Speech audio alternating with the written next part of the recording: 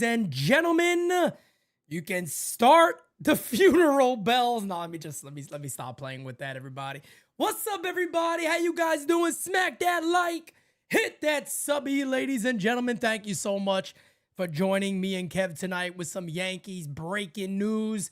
You know, we should do those like emergency meetings. This would be considered an emergency meeting, isn't it? Absolutely, man. I mean, I think Twitter has been under frenzy today. Honestly, everything going on, it seems that it's like a 90% people hate this move and 10%, which is normally the same 10%, actually like this move. Yeah, man. So, yeah, this is an emergency stream. I think that's a fair thing to say, but I do want to start with a little disclaimer real quick before everybody starts to panic and go, oh my God, they hate Trent Grisham. I do just want to say this real quick. I don't think this move is about Trent in many regards. And let me tell you what I mean before anybody goes, what are you talking about? They brought Trent back, okay? What I mean by that is Yankee fans are scared of this move because what the expectation is of what we're going to do next. I think it's fair to say Correct. Bo Bichette's not happening. Tucker is not happening. I think those guys now, I don't think Imai's happening now potentially. It might not happen. Because there's going to be a lot of guys, a lot of teams after a guy like Imai. I think that's the thing, folks, that everybody needs to understand is that it's not necessarily that we as Yankee fans see Trent Grisham and goes, this guy sucks, we don't like him. No, Trent did a lot of good for the Yankees this year. I've seen a lot of posts of people going, hold on, everybody. Why are Yankee fans mad that they brought back a dude that hit 30-plus homers? Wait a second. No, hold on. It's not that we're upset about it. It's the confidence, the lack of confidence that this team has done to us as a whole. The idea they may not go well over 3, because I'll tell you right now, and by all means, clip this. And if I'm wrong, put it out there later and say, Pete, you were wrong. And I'd say, great. I'm happy I'm wrong. If the Yankees do not bring payroll to 305, 310, you could put the tombstone in the middle of Yankee Stadium right now and forget about 2026. Forget about it. If the idea is the lower payroll, if the idea is 275, 280, 290, 285, forget it. Forget about it. Give it up. This is a major, major, major problem here. And look, could the Yankees go on and change things and be better and make us turn the frown upside down? Potentially. But are they going to do it? That, my friends, is the question. And that's why I got my brother Kev here with me tonight, because we got some conversation that needs to take place right now. Kev, honestly, though, first react. I know you're not happy. I know that for a fact. Absolutely. But let's hear from you, man. Tell us how you feeling. Sorry. One second. I'm sorry. I want to make sure I don't forget. I missed earlier. Bless the Fish, my good friend, super chatted right before we went live. Really shaking my head. Power outage incoming. I wanted to make sure I get to that. Kev, go ahead. There's a power outage coming? Probably, from Grisham. Well, the big sleep was a sleep during the playoffs. That's my Andy, I don't think he had a great September. I'm gonna look at the splits when I come back to that. My whole thing with Grisham is that we've seen this from the Yankees before, where they bank on guys that either had a previously really good season and you think they're going to duplicate it in New York with trades. It's happened with the Donaldsons of the world, and Chapman, and now with the Grisham is like, you, for once, Cashman had won the jackpot. Pete basically hit a jackpot, $5 million. This guy had almost a 4 WAR, had a great season. Yeah, overall, yeah. Take your winnings and go. He had a great season. That's it. This is where we part ways. Or go test the market. We'll match. We'll give. I wouldn't have been mad if the Yankees give him a 2-year deal, $25 million, $30 million for maybe two. I would have been mad, but I wouldn't have been this upset.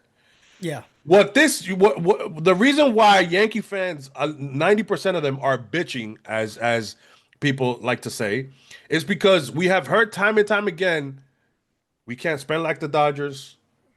Maintaining a maxed out payroll is not sustainable. These are words by our owner.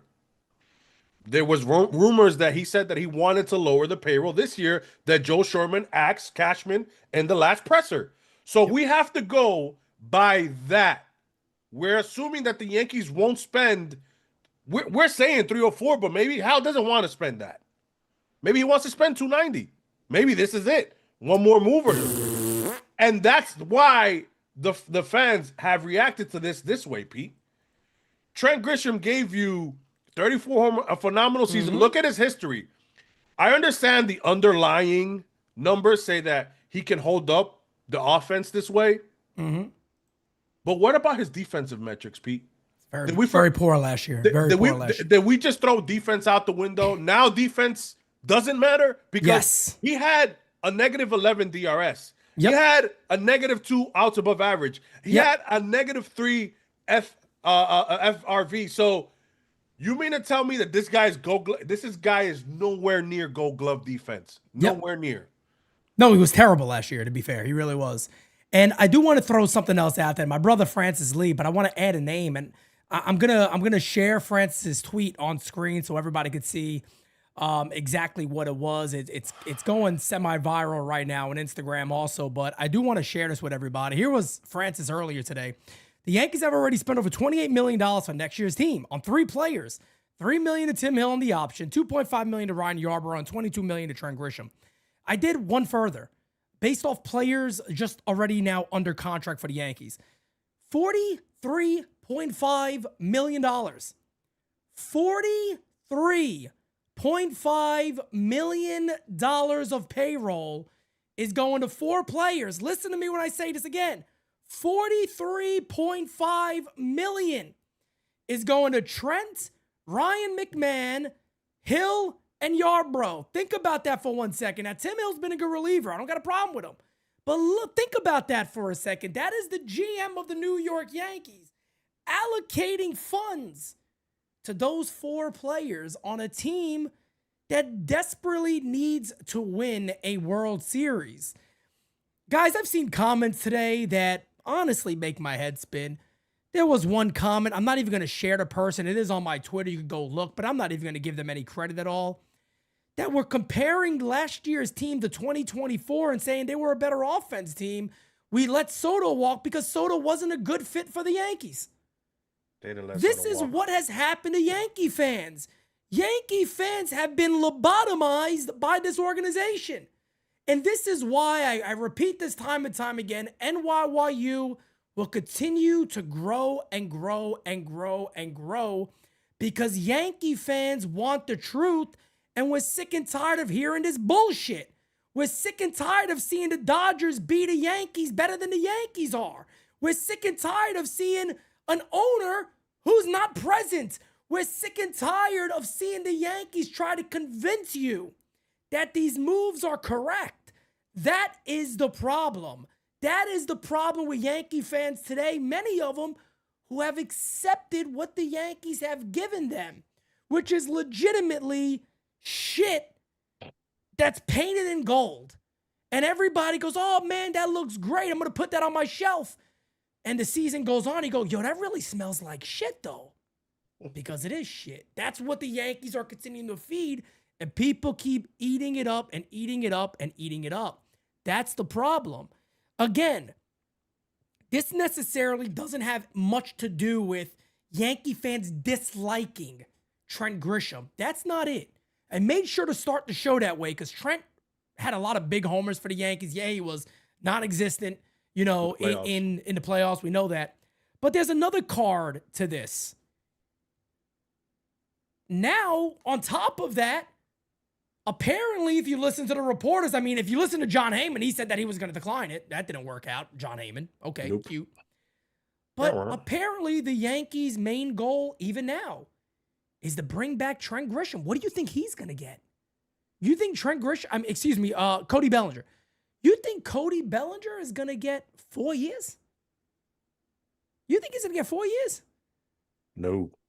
Cody Bellinger is not going to get 4 years. Cody Bellinger's going to get 5 or 6 more than likely. And if I'm sorry, I don't want anybody to sit there and say Pete doesn't like Bellinger. No. I was a huge fan when they made the deal. I still like the player. But You just brought back Trent Grisham for $22 million. You're going to go out there and now lock in Cody Bellinger for 5 or 6 years? You are out your mind. You are setting this team is setting themselves up for major failure for years to come, because you know Dominguez is going to be traded. I've been saying it for 2 years. Dominguez is gone. Jason Dominguez is gone. They just added Spencer Jones to the 40-man roster. Jason Dominguez is as good as gone. If I was him and playing in DR right now for Escogido, I would sit there and be like, I wonder who I'm playing with next year, because I ain't playing for the Yankees. I think that the Yankees, if the Yankees sign Bellinger, somehow they still land Bellinger, because people say, oh, it doesn't matter. They're still going to get Bellinger, which I don't think they are. I hope not. At this point, I really do. I hope not. I don't think they are. And I love Cody. I think that if that's the case, then you see the Yankees tell Jason, stop playing in DR, and he'll get traded. I think Jason is right now up to the Yankees or the free agent markets or the trades. The Yankees can make a trade too. We don't know that. Quan is a name that we hear all the time. Yankees.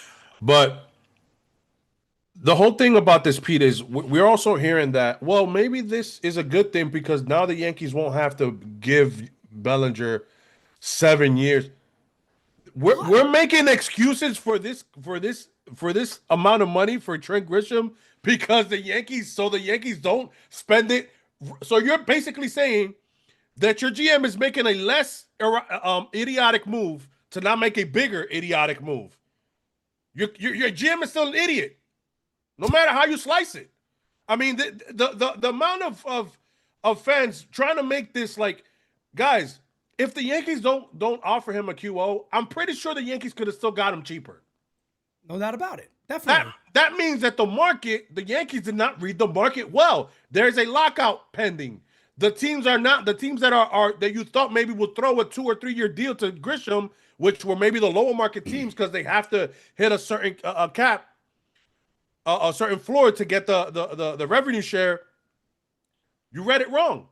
The Oakland A's of the world, the Miami Marlins. That's what happened. So that's what happened with the Yankees. Definitely. I'm not saying that it was just about a pick or nothing like that. The Yankees honestly think that it was like, all right, maybe if we lose out on Bellinger and Tucker paying $20 million for Grisham, we could talk about how good last year was. Everybody's gonna eat it up. Now, it's just awesome. It just drives me nuts because even if Jason stays, we're going to hear that Trent Grisham has to play because he's making $20 million, no matter how bad he is. And Kevin, this sniffs Josh Donaldson, this sniffs DJ LeMahieu, this sniffs all the past that we've been arguing that the Yankees do time and time again. And this is why Yankee fans are fed up, guys. Yep. And Tim says, if my math is right, those 3 players have about 14.5% of the $300 million payroll. Yeah, correct. It's almost $40 million, yeah. Yeah, that's exactly right. Pete, so 25, 28, whatever it is. Somebody's telling me, well, they can still go get Bellinger. So you mean to tell me that the Yankees are going to spend $90+ million on their outfield with Judge, Grisham? That's $62 million. So they're going to give Cody 30. So they're going to spend $93 million on an outfield? Come on, man. I want to clear the air real quick. I want to clear the air real fast because I got a lot of people in the chat going, Pete, but why not Bellinger? It's not about why not Bellinger. Read the market. Read the market. The Yankees just got burned because their assumption was the outfield market is thin. Of course, if we offer this, the Yankees' thought process here was offer the QO. If he accepts it, fine. We're not going to be upset with that. I told you guys this when it happened. This is the Yankees trying to be smarter than everybody. The Yankees' idea was look at the market. It's Cody Bellinger and Tucker. Those guys go away. Trent Grisham probably could get a 2 or 3 year deal easily, right? That was their idea. But they also said if he comes back at $22 million, it's 1 year. It's 1 year. We think he could be somewhat of the same player, if not halfway decent. He might not hit 34 again. He might hit 20. We'll take that production. And the Yankees still believe his defense is great when last year it was horrendous. His defense was terrible last year.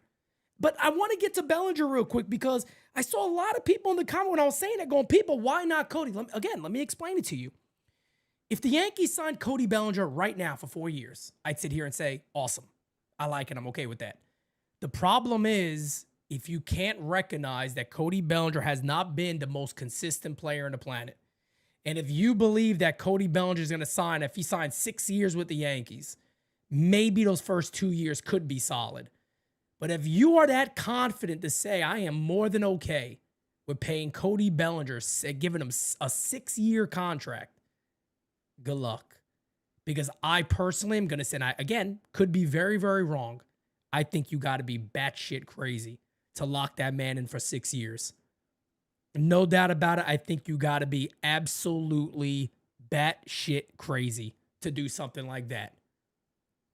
There's no way the Yankees can do it. And that is what I'm confused by a lot of people going, yeah, but just bring Bellinger back. You got to be comfortable with bringing Bellinger back on 6+. He's not going to get a 4-year deal. Mm-mm. No way. There's no way Cody Bellinger gets a 4-year deal. That's my concern. And let's say they go ahead and do that, right? Guess what you're confirming also after that? Anthony Volpe's your shortstop. There will be no Bo Bichette. I didn't think Tucker was ever going to happen, but throw that one out the window. If you think there's going to be any major signings after that, throw it out the window. This all right now, all I'm saying, and this is, I know why Yankee fans are reacting this way. It's because everybody now, their expectation is if this team doesn't spend and if this team doesn't go bananas, that's it. That's it. Do you trust that Brian Cashman is gonna savage through the trade market and make multiple good deals to make this team that much better? I don't think so. I don't think so.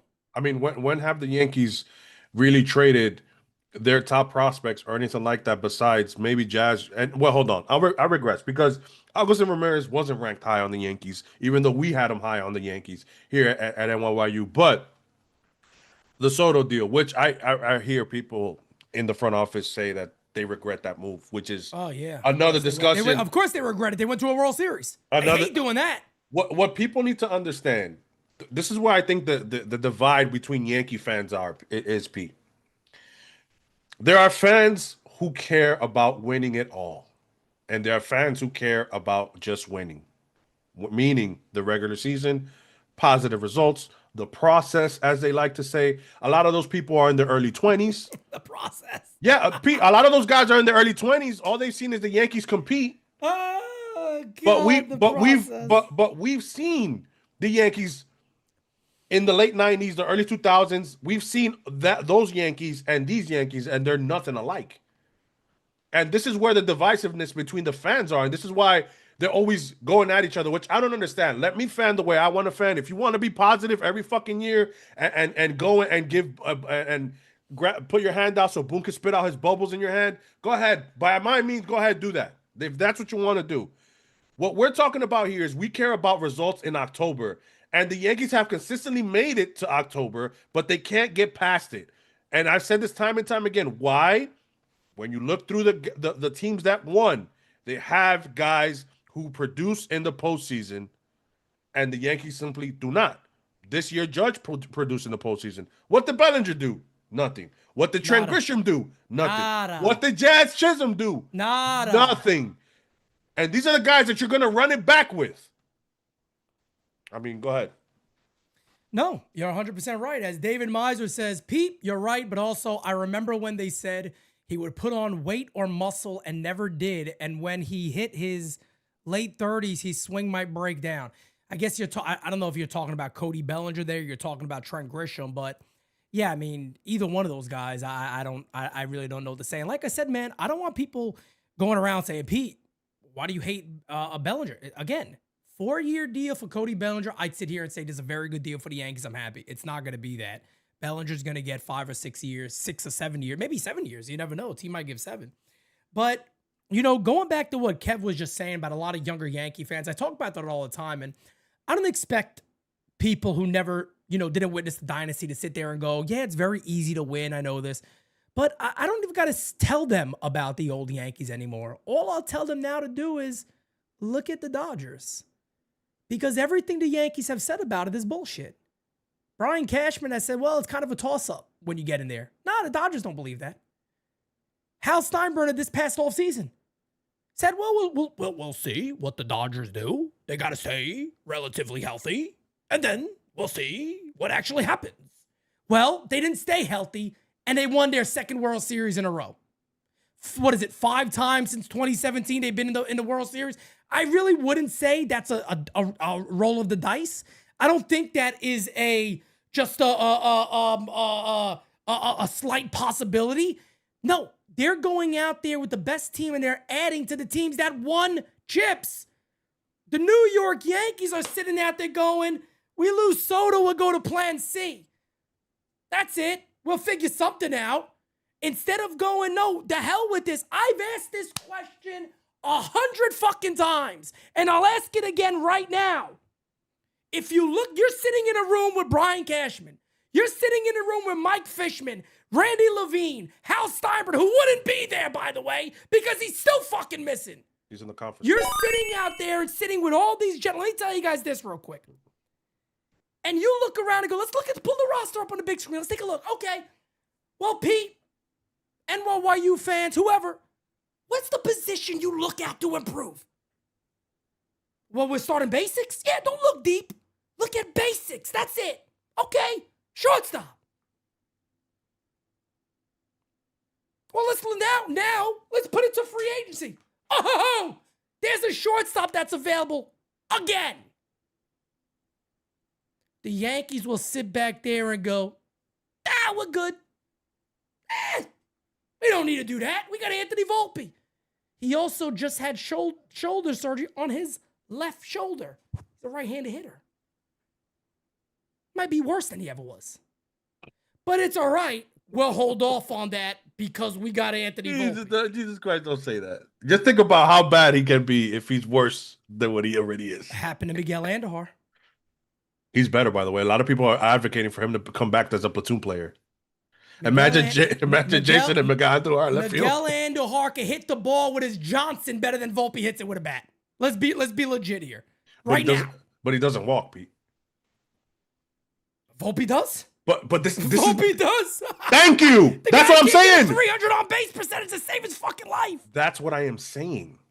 That's what's funny about these Yankees. It's like, but his defense is better than Andujar's. Well, Grisham's defense is bad. Kev, they could have gave me $1 million. I'd jump out center field tomorrow. Byron Buxton is making $16 million, and he said if the Minnesota Twins are breaking down this team, I want to be traded. He could play better with one leg. Which, by the way, Bo Bichette played better with one leg. And we're not we can't even have that conversation. You're the Yankees, they go, oh, God. Pete, talking about guys who get it done in October, hard-nosed baseball player. You know, when you guys that have it throughout the entire year. Isn't Byron Buxton one of those guys? Yeah. Bo Bichette? Yeah. Oh, we just saw it. We talked about Vladdy. I'm talking about a guy over there in Arizona too, Ketel Marte.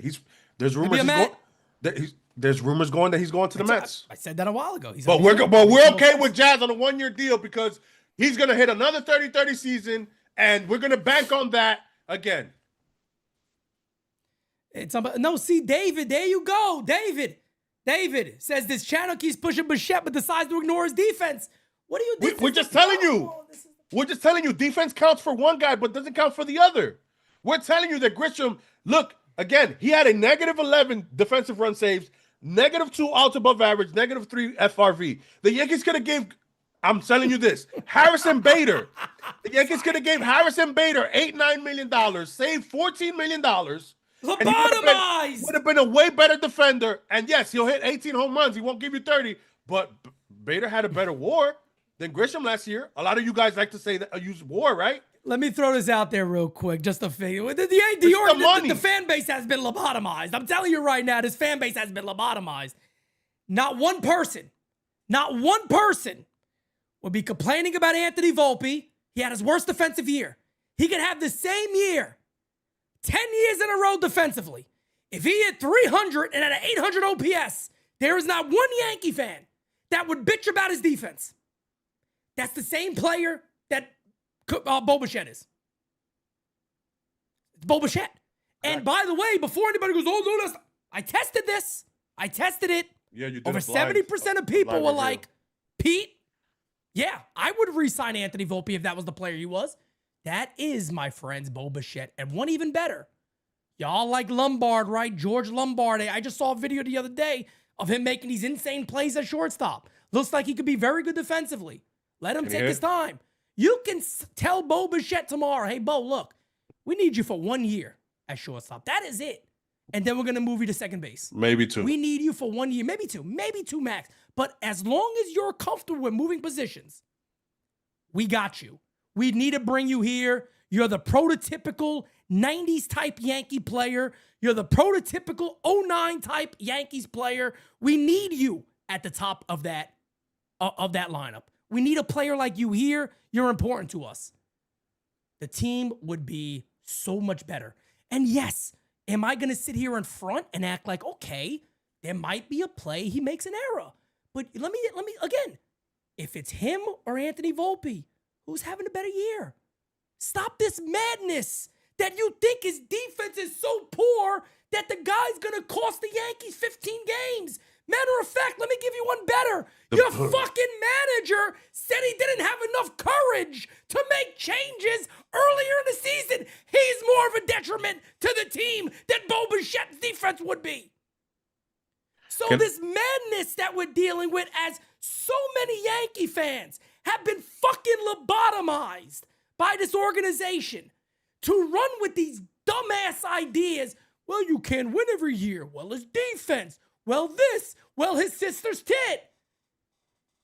Honestly, this idea that some of you, and not all of this fan base, because I promise you to my damn dying breath, we're going to fix this fucking fan base. If it's the last thing I do, we're going to rise so much where his fan base sits there and goes, they're right. We're going to be right. Mark my words on that. I guarantee we're going to be right. This organization is fucking lost. Common sense is all you need. Look at the roster. Tell me what they need. It's going to match up to the players we've named here. And all it costs is money. That's it. To your point about Anthony Volpe, the difference between Anthony Volpe and Bo Bichette is that they both make the error. We're talking about Anthony Volpe last year, having his worst year. Yeah. But Bo Bichette at least can hit you a two-run shot. Volpe can't.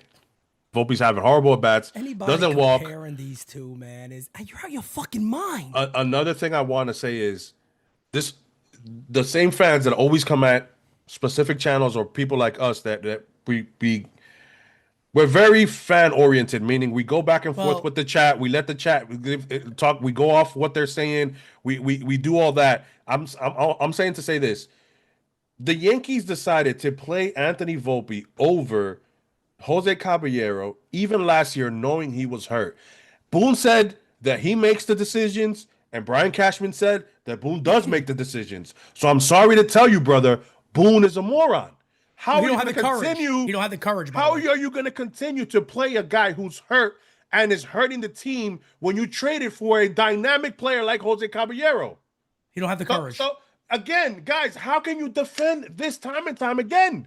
The Yankees are showing you who they are. We're just going off the trend of what the Yankees saying. The reason why we're upset about this deal is because it's too much money for what Trent Grisham can give you, and the Yankees are limited when it comes to their spending. Now, if the Yankees go ahead and spend $350 million, then it doesn't really matter. It doesn't. We're arguing a mute point, but Hal has not showed his face, and the last comments we got from Hal was he wants to stay under. So what are we supposed to do? I mean, the last comments, I remember him trying to tell us why the Dodgers, we got to wait and see to see what happens with them if they keep doing all this, if they win, and they won again. So the last comments he made were actually wrong. I'll get to Rafa. Ross says, will we be able to trade for Marte even though he's on the Yankees no trade list? He just have to approve it. That's all. And I can't imagine if the Yankees have a deal in place, he would deny it. I don't believe that. Let me add one more thing to what Kev said real quick because, I hear this a lot, and this is really directed towards, a few random ass people that really have no meaning and nothing out there. But when, you hear about a lot of these fans, they want to attack NYY Underground. Let me tell you the real reason why. We can go live right now and have 500, 600, 700 people. These other people try to do it. They get 6 people in there. Because nobody wants to fucking hear your bullshit. I could pull my Johnson out right now. I could announce it. I'm going live with my Johnson out. Full-fledged on camera, balls and all. And I'll get more people watching me. That's what bothers these, including beat writers, by the way, that it burns their ass that they had to go to school and this and that. And here's Pizza Minetti, folks. Because here's you have to, Pizza Minetti. Because they got to dance around the bull. They got to dance around the fucking bullshit. Yeah, of course, because they're scared of Jason fucking Godzilla over there. That's his new name, Jason Godzilla. That's his new name. Mike Deportes, a friend of the channel, said that he got ridden out Yankee Stadium because he asked a couple of uncomfortable questions about Jason and they didn't like it.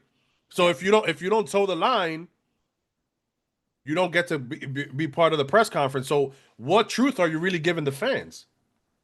Hey, so this is why. No, I'm sorry, not about that. Okay. My man in the chat said, "Don't talk about it, PB about it." Oh, he wants to see my Johnson. Holy shit! Why haven't you packed? Because I'm playing with my prick. Hold on. Do it again. Why haven't you packed? Because I'm playing with my prick. That's right, damn it. Listen. That's right. That's what I'm doing. This is why. Hold on, Pete. Let me finish. Yeah, Answer your point. Yeah, you're good. This is why fans are moving over to YouTube, to streamers, to content creators, because they are tired of the bullshit that traditional media is feeding you. It goes on in sports. It goes everywhere. So they're tired of the traditional bullshit. They're tired of. That's why they call Michael K Yankee Boy. That's why they call and Michael K has to go on a fucking rant on ESPN and explain why he's not. Yeah.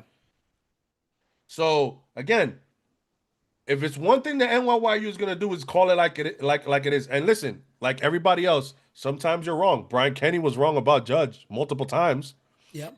And he's on a major network. So listen, at the end of the day, opinions are opinions. Nothing wrong with being wrong. There's nothing wrong with it. Exactly. Everybody's going to be wrong. If you're trying to take, if your idea is I'm going to look for somebody that's wrong and I'm going to talk about that, hey man, throw the first stone. God bless you, but you're going to be wrong. I've been wrong many times. Everybody in this channel has been wrong. There's nothing wrong with being wrong. The fact of the matter is it's really just this simple. And I say this in all honesty after, getting the anger out or whatever. I hope the Yankees can go on and spend over $300 million. Maybe 305, 306, 310. I don't know. That would be amazing. I truly just don't see the game plan here. And that's my concern. I don't know what the game plan is after this. If the idea is we're going to bring back, Cody Bellinger and they go ahead and bring it back, I don't even know what it's going to be. I don't know if I don't believe it could be 4 years. I'd support that if it is. I doubt it. I think it's 6 or 7. And the Yankees probably like the idea of that because the AAV is going to be lower. We extended out to 6 or 7. We've seen how that worked out with the same fucking bullshit. Look, DJ LeMahieu. I was wrong about DJ LeMahieu. DJ LeMahieu had 2 great years. The rest of it was a trash can. I sat there that offseason and said we should bring him back. Me too. It ended up not being the best move for the Yankees. That shit happens. But you got to also learn from those mistakes. Look at the type of player Cody Bellinger is. I don't think anybody would be shocked if Bellinger just had his best year he's going to have over the next 5 years. It's possible. That's a real possibility. Have his worst year next year because he's so inconsistent. You never know. And that's what I'm trying to say. Like, it's not a knock on the potential moves of a Bellinger because I'm a fan of the guy. Thank you, Bad Dog. But there is a possibility. There's a real possibility that you just may not see the type of player again that he was. And that goes along with Trent Grisham next year. I see a lot of you in the chat already. You're saying I don't like it because I don't buy into what he did last year. I'm scared this is going to be a guy that's going to, come nowhere near the numbers he had with the 34 homers and all. That's a real possibility. And guess what, Kev? He's our leadoff man now. Unfortunately. That's your leadoff man.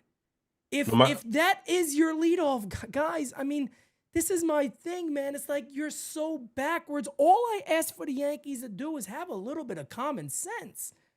It's not the move. Well, what we'll do again is when there's a lefty, we're going to get somebody that platoons with this guy, and that lefty's going to lead off. We'll do the same shit again and see what happens, and blah, blah, blah.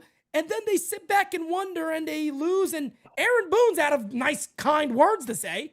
He had togetherness, then he had sharing. I don't know what the fuck is next. What's the next one going to be? I don't know. I got no idea, but he's running out of them. Sense of family? This is a family. Some people are saying the judge made this Wouldn't shock me. I trust me, I could go in on him really quickly too. Judge's buddies have not been the biggest successful players here. Because let me tell you something real quick about Judge. I love the guy. Hard to knock Aaron Judge. Was he making phone calls when Soto was a free agent? No. Per our understanding, I decided to stay out of it based on his words. Really? You decided on staying out of the free agency of a player that you two could have been the greatest offensive duo of all time? You stayed out of that conversation. But I'm pretty sure you probably sat there and said, I like me some Trent. That's my buddy. Trent's my buddy. Bring him back. Pete, I'm looking at the postseason Trent, and he hit 167 in the 3 games in Boston, and I mean against Boston, and he hit 118 against the Toronto Blue Jays. He had a total of 4 hits and 29 at bats. 4 hits. 4 hits. Our leadoff hitter. By the way, he walked 3 times. So again, amazing. Again, can we move this team forward? Can we get a couple of guys that are about it? That you look out there and say, that's a fucking baseball player. And it's not to knock some of these guys. Right. It's just that the Yankees continue to move up. We're not going to get Ahmed Rosario. No, he's not. He's not one of the guys that we're talking about. Like he's oh my God, he's a game changer. Yeah. But as a platoon player, he's one of the guys that you're like, he's a bench guy, he's a platoon guy. They're not Yankees are not going to get him. They're probably going to be okay with, I don't know, Jorbit Vivas. Orlando Arcia. Or somebody else that they release. Yeah, and let me say one more thing too, based off what you're saying. The other thing is we've talked about. I remember a couple of weeks ago, a lot of you were probably in that chat, right? When I'm sitting there and everybody's like, all right, but are you like over exaggerating what you would do? So let's hear what you guys would do. I went over the moves I would try my best to make. Now, of course, there's no guarantee they turn out that way. And I remember Francis said, Pete, you're probably like at like 290. And I was like, I'd give it an A+ if that was a type of offseason. So needless to say, if the Yankees went out there, let's say if Bellinger's a miss or Bellinger goes elsewhere and they trade for a Quan or a player of that nature that we know puts the ball in play, moves runners over, and I don't know, maybe somehow they land a Brandon Donovan or somebody along those lines. Maybe let's just say Marte, because there's options. What I'm trying to say is there's options out there to still have a good offseason that we all as fans can say, all right, cool, let's see what happens. The problem is the confidence level of that actually happening. Imai is a guy I said is a must. Somebody made me laugh on Instagram. They say, Pete, every time I listen to you and you say a player's a must, I immediately know the Yankees aren't going to get him. And they said, because it's common sense and all you go off of is common sense. I said, thank you. That's all I do. I don't care about, oh, well, I like this player, so that's why I do it. Or I say this because I like this guy, or I want this player to see. No, I'm talking about basic common sense. It's why Bo Bichette's a fit. The Yankees won't go after him. We know that to be fact. Imai is a fit because he's 27 going on 28. Garrett Cole's getting to the end of his tenure. And you add somebody like that in there, it should add balance along with those left-handed pitchers. It's common sense. The Yankees won't go after it, more than likely. Steven Kwan, I think, is actually somewhat of a possibility. I think there is a chance there, the Yankees, because that kind of up the Yankees' alley, especially if they're willing to trade a Jason Dominguez or a Spencer Jones. Yeah, I think that's a possibility.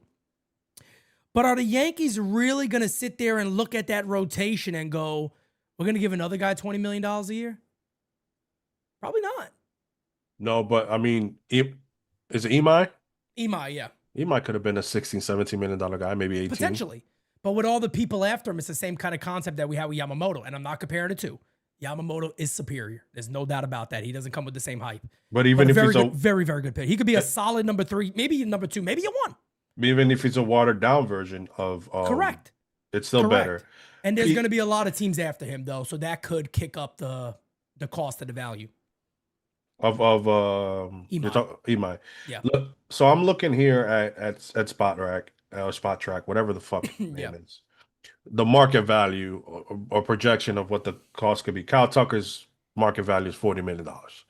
So Wow. the people who really thought that the Yankees were going to get him, I don't think they were Never. going to get him. Never. Yeah, I'm sorry. And let me just say this. So if anybody, you know, if you heard Francis, what Francis said, Kyle Tucker's the guy, what he's saying there is if you're going to do these type of moves, Bellinger and Grisham, he'd give that money to a guy like Tucker. That I understand. So, you know, he's not here to talk about it, but I wanted to make sure I got that one out there. So everybody's aware. So I'm looking here. I'm just gonna go down the list because it is true. There's not a lot of um outfielders out there available, but you got Cal Tucker, you got Cody Bellinger. Is his market value is 30 million, 30.5. Cal Schwarber's 24 actually 25, 24.9. Then Trent Grisham is actually the fourth option on this. Guess what his market value is? 13? 12. Ah! $12 million. Ryan O'Hearn, Mike, just what is it? Just Yastrzemski. He's 11, and Harrison Bader. Pete, I said it multiple times. I would have been okay giving Bader $10 million, $8 million. This is the first time I've ever seen the projections on there. I'm looking at it right now. Cedric Mullins, $6 million. I mean, and those are legit center fielders. The other ones are left field, right field. Max Kepler, I'm not gonna go that route. Jesse Winker, of course not. That's bargain bin shopping at that point. But I will say Yankees could also make trades. And Bo's For center projected at fielder. 23 million. That's cheap. Wild, man. Wow. Let me get to these super chats. Then we continue on there. I don't know what this is. Hung like a moose. Hung like a moose says 1, trade for Scooble. 2, trade young pitching for Quan. 3, let Bellinger walk or trade Jones. 4, sign Bo. Having Grisham at such high number really makes any moves hard to imagine them doing anything. Correct. Exactly. And that's why, again, I don't think there's a Yankee fan out there that goes, I just really don't like that Trent Grisham. I really don't. I don't think he's that type of dude that people are like, I like this guy. Scooble's gonna make 30 million too. So course. he's out of the Yankee budget. Yeah, the Yankees budget is batshit crazy right now. Mike Thompson, my brother, goes, yo, Pete and Kev. Unfortunately, MVP Judge is more interested in the friends and family plan with the roster. Just like Mike Trout, Judge may be content with his status quo. That's my own. If somebody were to ever tell me, and again, I'm not saying I know because I don't. There might be a situation where Judge is saying, hey, I need this. I don't know. What to believe there. I do know that he said personally, he sat out on Juan Soto's free agency. I don't know how that's a good idea when you're the captain of the New York Yankees. I don't know how you're not the one meeting these free agents and saying, hey, Ohtani did it. I'm just saying. And you could say, well, those are his fellow countrymen. No. Mookie Betts was there too. I mean, guys, let's be honest. If there's I'm just saying, why are you? If the he's rumors, Babe Ruth right now of the Yankees. Why are you not there, brother? if the rumors about Ketel Marte are true, you don't think Soto's texting him like, dude, 100%. come on. Yes. If somebody were to say, Pete, who's that guy play? The Mets. Yankees ain't going to do it. And this is the craziest thing is that we can legitimately sit here, folks. And guys, do me a favor, hit that like button. We're gonna have a conversation. Emergency meeting type shit over 8. The Yankees can still make us happy. But how many times have we said that? How many times have we sat there and said the Yankees can still make us happy? All the time. We do it all the time, but are they really going to do it? Are they really going to do it? As Derek just said in the chat, they won't. To say that you meant, cocksucker. Yeah, basically that. My whole That's issue basically is that. we got to go off what the Yankees have done the last couple of years. They don't like to go over the Cohen tax. They do dabble $2-3 million over. But again, that's not going over, like signing another player for $15 million. Now they're at 320, 325, and that hits into the tax at 100%. The Yankees don't do that. And this is why we have to go by what they're saying. Now, the rumor is some people, not the rumor, just some people who are defending this are saying, well, next year there's a lockout. Maybe they're going for a bunch of 1 year deals. You For think play who? you think players want to sign a bunch of 1 year For, deals? The reason for the reason who? exactly that's one, but the reason why Grisham took this was probably because the best offer he got within that time frame was 2 years, $30 million. Kev, who are these people you're talking to? I think you need new friends. It's not. It's the Yankee Twitter timeline. Oh, okay. I was gonna say. I think Listen, you need new people to talk to. when you have like on Twitter, they invite you to communities like Yankee Twitter, Yankee Universe, and all those posts come out on my timeline sometimes, and I'm just like, are there really people that think this way? Yes, and there's people who they work for the Yankees that think this way, that are on Twitter, that are defending this shit. Let me say one more thing too. Like, I said this earlier. There's a lot more people in here, but I want to say it again because I want to talk about this player. $43.5 million. $43.5 million is now being allocated to Trent Grisham, Ryan McMahon, Tim Hill, and Ryan Yarbrough. I just want to put that out there to think about that number because another thing the Yankees could do is win the Okamoto bidding and they get him at third base and potentially trade or become a bit risky. I've talked about this risky situation a lot here over the last couple of weeks, right? Is the Yankees window of Aaron Judge and Garrett Cole, right? Because when Cole got here, what do we all say? All right, cool. They got this nice core with Aaron Judge. They got to win. That was always the idea. The next duo, right? To go out there and win. Well, that duo now is getting much older. And I don't think, I'm going to make an assumption here. I really don't believe Aaron Judge is going to slow down. I think Aaron Judge is going to be a very good player for multiple years to come. I really do. I don't think Judge is going to be one of those guys that dramatically fall off. I don't believe that. Garrett Cole's coming off of Tommy John. We don't know what's going to happen with him or how he's going to come back. My hope would be he's a good player. The Yankees got good arms in the rotation. They can, of course, add to that. But the problem goes back to GM Brian Cashman. One of the main successes that Brian Cashman is going to sit there and run with, and has already, is that he asked for Trent Grisham in the Soto deal. And he got a year of Soto, and then he got a year of Trent Grisham. A breakout year. A breakout year. And his idea of that is, well, I found this guy. Look what he did. Jazz Chisholm. I found this guy. Look what he did. Do you really expect, and I asked the chat this question, you guys think the Yankees would move Ryan McMahon? Knowing Brian Cashman, when is the last player Cashman traded for at a deadline? That flipped. That he flipped. There's one I could think of, and this is nuts. This is years ago. Martin Prado. Had a great year, half a year with the Yankees, was a very good player. That's the last player I remember they traded. And I was like, wow, they traded Prado. He was doing so good. And I liked him. And they got rid of him. Other than that, I can't remember a player when Brian Cashman was like, hey, I made this deal, and hey, I think it worked out well. They'll sit there and go, his defense is great. We're good. I won't admit my mistake here. No problem. If I can upgrade there, why do I got an upgrade? We got Ryan McMahon. He's making about $16 million in 2026. That could pay for his defense alone. Let's get him a platoon partner. Well, that's already the problem. You're paying $16 million for a guy you guys are saying he's a platoon. That's already a problem. What are you comfortable doing that for? I didn't like that move from the beginning. I said if the Yankees were going to do that, Brian Hayes would have been better because he's an easier contract to move. He's only making $8 million. Now McMahon is a harder contract to move, and people are like, "Oh, just trade McMahon." There's only I a believe limit. they could trade him. Yeah, they could trade him to like the Mets, but if let me tell you why I believe a team would take him that needs a third baseman is because he is also well liked, and let's be honest, a lot of these teams are analytical, and that defense at third base, they're going to see value in it. Now, do they trade him for the entire contract? I don't know. That could be a tough sell. It would be a salary dump. I think it's possible for a guy like McMahon, but I think it's going to be. Could I see a team saying you got to give me at least $8 million, $6 million? Yeah, I can see that. I can see that.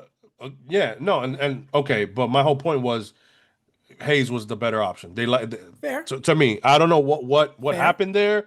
Maybe they thought because McMahon was a lefty again, and look at that Colorado. I mean, That was my whole thing about you got to watch it with Colorado players when it comes to offense. We all know why, but this whole conversation is only happening because the Yankees have shown willingness to not want to go over the Cohen tax, and to an extent, I understand how when he says we shouldn't have to spend that much to win, Agreed. but you have a GM that makes these type of moves, and you say nothing. All you say is you want to get under, but then you got a GM who gives a guy who had his career year $23 million and is regressing defensively. It just doesn't add up. What you say with one hand, you erase with the other. What do the Yankee fans expect? They expect the same shit that happens all the time. We're not good. We're gonna stay mute. Now, the only thing, again, this can all get erased if the Yankees decide for this year to go a little harder in air quotes because there's a lockout and maybe they get a couple of one, maybe even a 2-year deal because they're assuming that next year we don't know what's going to really happen. The payroll is going to go up. It might change. It might, if there's a cap, it might go up significantly. We won't get taxed. There's a multiple things that the Yankees could be avenuing here.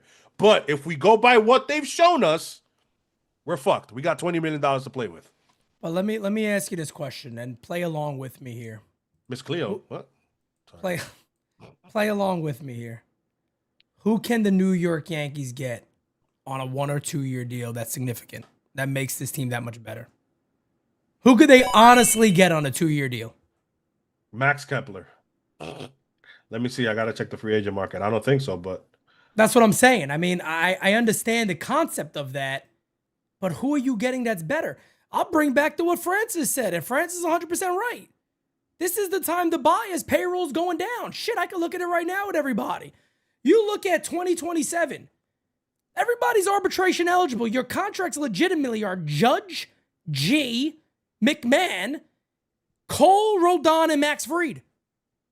The year after that, 2028, it's Judge, Cole, Rodon, and Max Fried. There are no contracts on the books. This idea that, well, we're going to sit this out, or because we're concerned about this tax and this, it's bullshit. It is bullshit. If the Yankees had a time to add, do what they did with Max Fried. Hey, look, if we're concerned, we don't mind giving you 200 plus, but for that first year, I need to sit you at 14 million. We could give you a bonus for the rest, whatever it might be. But this idea that, oh my God, payroll coming out of Yankee fans' mouths the way it does is blasphemy. Dodgers fans aren't talking about payroll. Well, Pete, they got a lot of money. So do the Yankees. Sorry to tell you. And nobody is sitting here again saying the Yankees got to go to $400 million. I'm not saying the Yankees need to go to 350. Hell, I'm not saying they got to go to 325. I'm sitting there saying you got to do what you got to do when you're the Yankees, though. Because if these type of moves and then chilling at 270, 290 even, 280, you think you're getting over the hump and you're going to win because it's a crapshoot? You guys are fucked, my friends. Fucked. That's not even a word strong enough for that one. You guys are toast. Done. You can bring back Robinson Cano maybe on a 1-year deal. somebody said Jorge Polanco in the chat. Did the mutual option fall out? Because I know he has a mutual option with the Seattle Mariners. They're paying Brandon Shoemaker this year. $820,000. Schumach, whatever the fuck. Yeah. I mention him all the time. Why the fuck is he on our 40-man roster, bro? Like David with the super chats is really, if Hal wants to get into the $300 million, you need to do smarter moves, not high priced players. That's subpar. That's big problem. That's what we're arguing. That's exactly what we're saying, man. The Grisham. That's exactly what we're talking about all day right there. And you look at this list right here, and Jose Caballero arbitration potentially is about 2.5 million. Anthony Volpe's is 3.25. Jazz is 11.7. Those are all going to go up in year 2, by the way. All those go up in year 2. Yankees got decisions to make, and that's the problem. Is that, again, man, it's like one of the conversations where you're like, man, come on, like, why is this even a debate? We know what problems exist on this team. They just refuse to put it out there and actually just go ahead and do it. And that's my problem. And if even somebody said, yeah, Pete, but look, man, like they're not going to give money to Bo Bichette, so what would you do? Figure out as a GM who's available via trade. That's a shortstop. You got to improve there. Now, Correct. do you feel like Jose Caballero could play every single day at short? They proved last year they're not willing to do that. Hell, Aaron Boone straight up said he's not an everyday player. He straight up said it. He's not an everyday player. That was his response when people were asking about it. He goes, yeah, we like him there, but we also understand, he's beat up. He gets beat up quick. He's not an everyday player. The fact that we tell that people have told Boone that Volpe seems to do better when he rests or when he comes back from breaks, like the All-Star break, or when he takes 2-3 days off, he comes back and he goes. But they always kind of brush it to the side, and then you're telling a guy like Jose Caballero that he's not used. We gotta tone it down because he's not used to playing every day. Are you fucking kidding me? You think Jose Caballero wants to sit? Kev, if you had the bet in 500 at bats, both players get 500 at bats. Who gives you more, Jose Caballero or Anthony Volpe? Jose Caballero. Anthony Volpe he can't hold the 300 on base percentage. He goes through these. He's very streaky, and I don't know if it's the shortstop crown is heavy on his head because we all saw how it affected Glaber offensively. We don't know if Volpe could go to second base and become an insane great second baseman. And hey, maybe he hits a little better too. But the Yankees won't nudge from the idea that he has to be the shortstop. Bro, can we pivot? You ever heard of pivoting? No. You ever heard of nipping in the bud? No. The Yankees don't do this anymore. Never. They play out until they die. It's true. I mean, they get so far to the end. It's like, oh man, we finally got to let go. How dare us? How dare we? I can't believe it. They did it with Donaldson. And Donaldson. They did it with LeMahieu. They did it with Aaron Hicks. They did it with IKF. The list continues. The Yankees do this constantly. And again, I go back. The manager said, I wish I had more courage. Togetherness.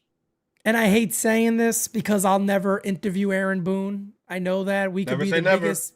We could be the biggest Planet channel of all time. Ain't gonna come in because if I'm sitting at that table, everybody knows this. My first response is, hey, look, I got hundreds of Yankee fans, thousands of Yankee fans that listen to us. I need you to clarify that a little more. You're the manager of the Yankees. How can you say you didn't have enough courage? Are you concerned how the players feel? Are you scared about pulling them from a game or something? Because honestly, how is that not a headline? Mm-hmm. The manager of the Yankees said, I wish I had more courage. Think about this, for example. Seriously. Like on a serious note, people brush this shit off. I don't. This is the same dude that said I got bullied by an ump. And there was no news to nobody. And I'm sitting there going, I better get a hold of this quick because everybody's going to talk about it in my own little world in my head. And there wasn't a peep because I guess for a grown-ass men, that's common nowadays to sit there and say another person bullied you. That's acceptable. If I said that, Jira's bags are packed and she left me. If I sat there and said I didn't have courage to make a decision upon my company, I wouldn't want my team to even respect me. Because who says that? How can I see you as the person that's going to help guide us forward when you can't make a fucking decision?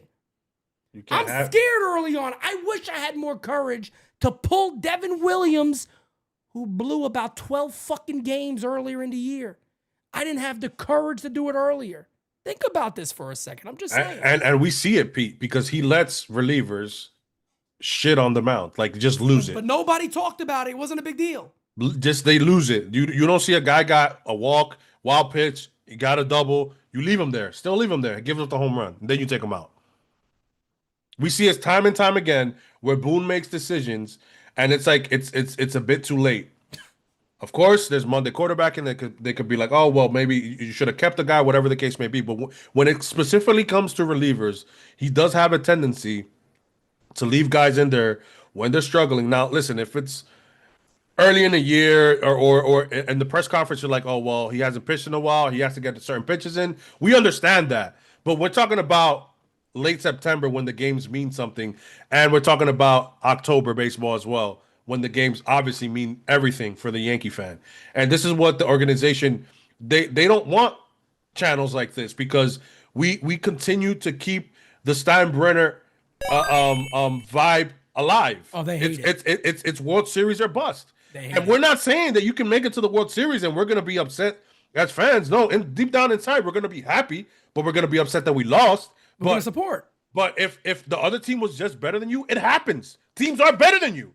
So, but there's a difference between laying down and letting another team walk over you, stomp over you, celebrate in your field time and time again, make fun of you in your clubhouse time and time again, until you as a fan and even as a player, how do you as a player do not look at that and be like, fuck these guys, bro?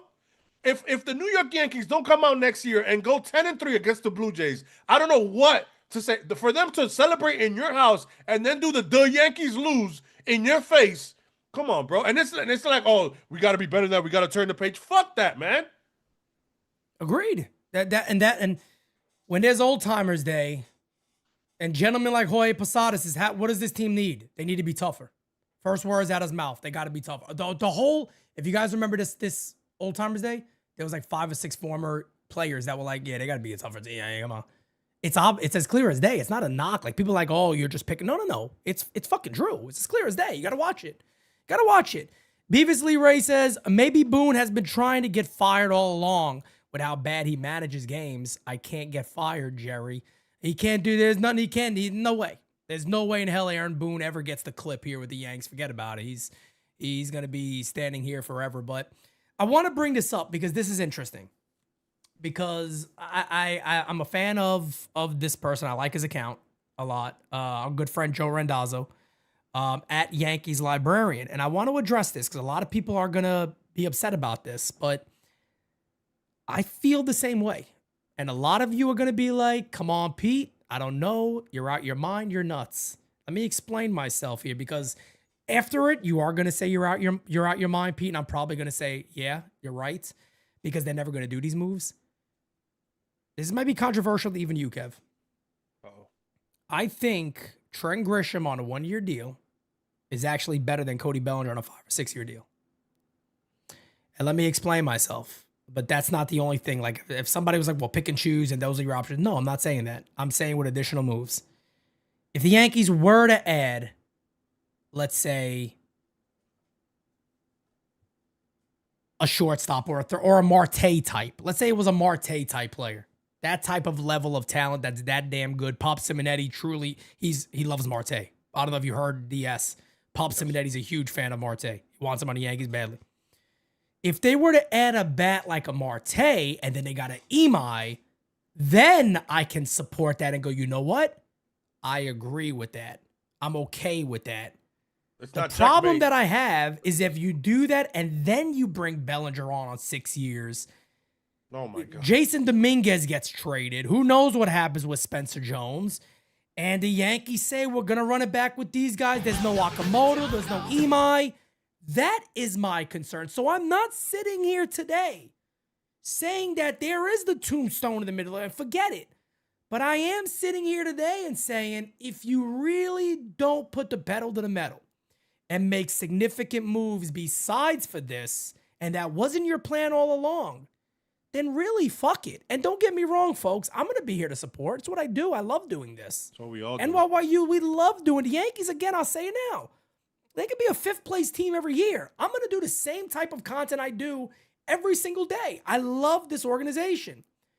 But all I'm trying to say today is they got to get some common sense back in this organization. It's not that hard.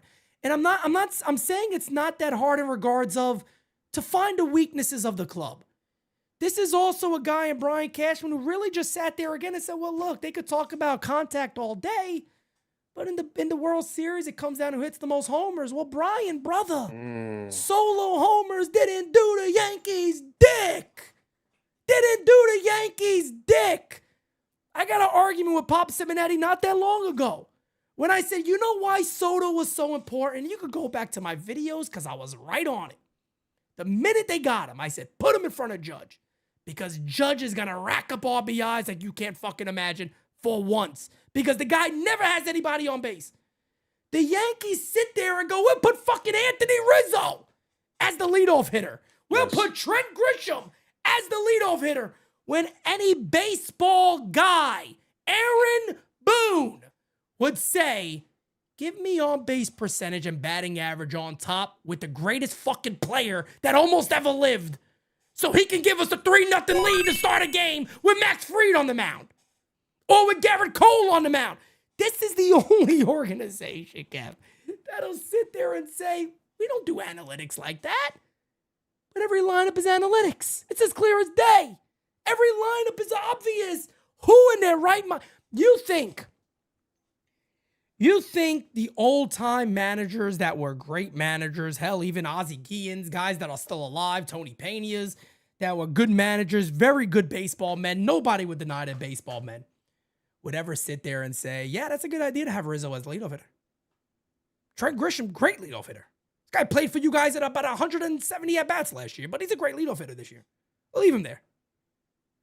Paul Goldschmidt, phenomenal leadoff hitter. Every time I think of Goldie, I think leadoff.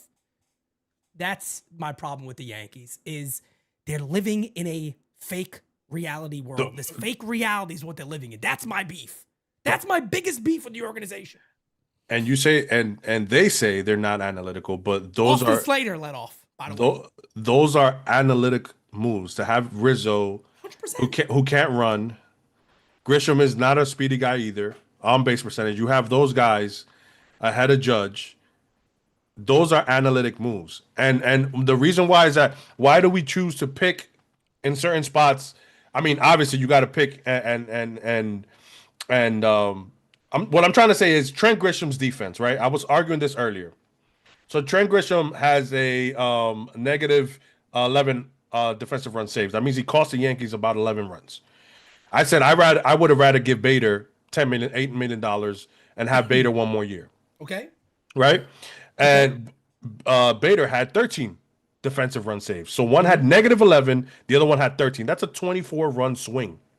Who has a better arm, Bader or Grisham? Oh, Bader, by far. Okay. Who has a better range, Bader or Grisham? Bader, by far. So if you're an aggressive team like the Dodgers, like the Blue Jays running the bases, would you stretch out a double on Bader or Grisham? Grisham, they did it all year. So one thing affects the other. On top of that, he's costing you runs.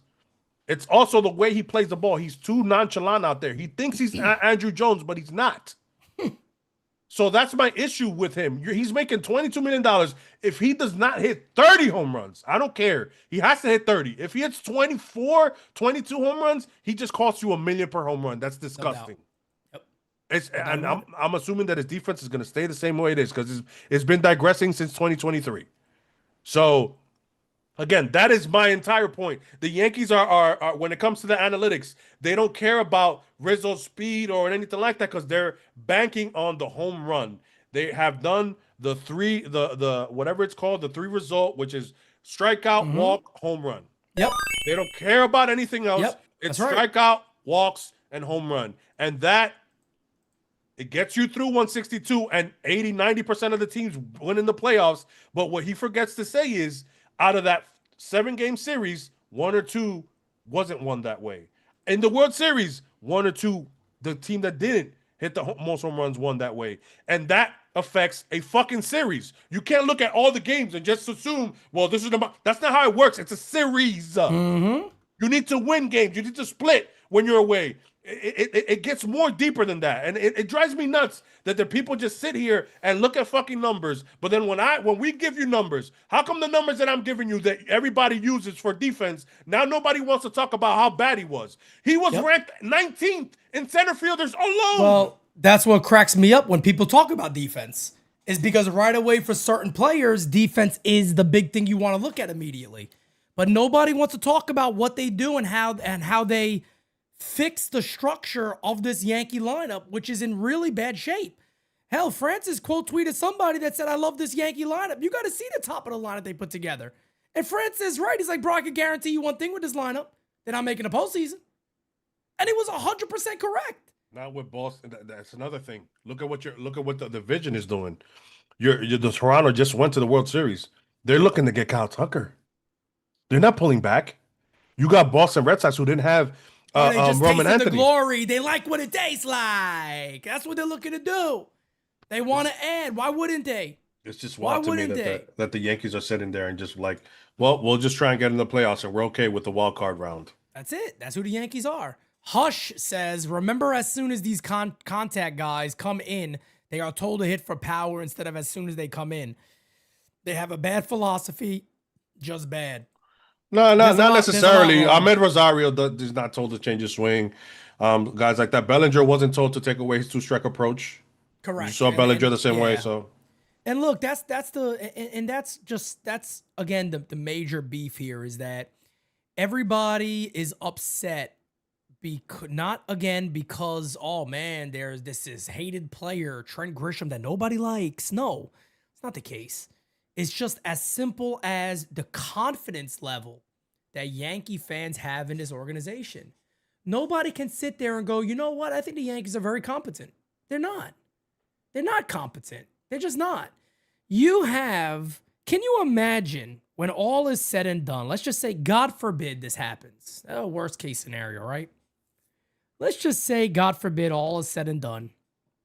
Aaron Judge says, I'm playing my last season. I'm hanging up my cleats. That's it. Hall of Fame career, great Yankee. I got one more go in me. Yankees fall short again. And they get to look back and they go, man, we had Aaron Judge all those years and we couldn't put a team around him. A cheat code. Aaron Judge is a cheat code. You are probably talking about one of the greatest failures in New York sports history. And I know people are going to sit there and go, yeah, but Don Mattingly was very different. Very, very different. Very, very different. Very different. The Yankees will look back one day, God, hopefully not, and say, man, you know what everybody's going to do? It's going to be a repeat of NYU all those years. A repeat of NYU all these years. Why did they stay with Boone? That was probably not the best idea, right?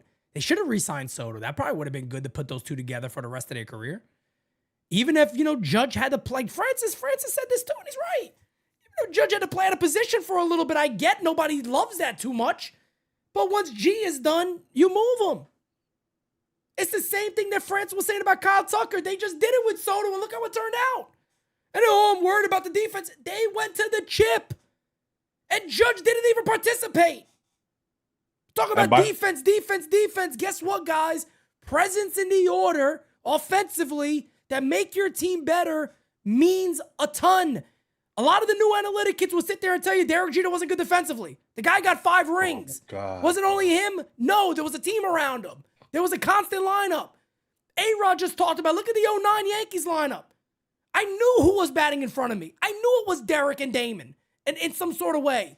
I knew I had Tex behind me or Hideki behind me. I knew the guys behind me. We knew going in every day, there is not a pitcher in the world that they're going to have to be perfect not to give up something to us to give us a chance to win. The Yankees don't live that way anymore. Look at their lineups. And when A-Rod was talking about that on Fox, he had to go back on Michael K's show and say, no, when I talk about consistency, I'm talking about there's been 40-something leadoff hitters with Aaron Judge. He's had, I think, like 50 30-something cleanup guys. 40, 50-something cleanup guys. Kev, I don't know if the other day I went through the Yankee lineups. In the 90s, they were relatively the same. 2000s, relatively the same. Early 2000s, yeah. Last 6, 7, 8 years since 2017 with Judge, they change almost every single year because the Yankees have given up on committing to good players. Pete, on the last couple of years, paying for good players. In the last couple of years, when was the time that Judge and I already kind of give you the answer there, but Judge played every game, didn't want to sit. Another guy wanted to play every single game, and the lineup 1 through 4 was pretty much the same entire year. It was with Soto. Well, Soto, yeah. That's the only year. Yeah, and what did Anthony Volpe say about him? He loved him, right? He was big in the clubhouse. What did Gleyber Torres say about him? He brought a level of toughness to the team. Everybody loved Soto. I'm playing every day. You need stuff like that. And again, this is not a knock on Judge because a lot of times, you know, like my dad is the biggest Judge fan in the planet. Kyle Malay says it's the same team that audited themselves. Exactly. Correct. You know, I said that the pop said he got very mad at me. Oh yeah, but you can't compare Judge to a better player. Yeah, Judge is a better player. There's no denying that. But Batman needs his Robin. Judge cannot. Guys, Judge can hit 74 home runs next year. He could go into postseason and do what he did this year. What happened? They lost. He needs guys around him, and the Yankees need a lineup around him. As good as Vladdy was, he still had Clement, still had Bo Bichette. Kev, look what their bottom of the order did. Addison Barger, Clement, Bo Bichette, Vladdy. Springer. Look at the bottom of the order. You had guys like David Schneider coming up the pinch hit, getting big hits. That is a major Springer, difference. and don't forget this guy. I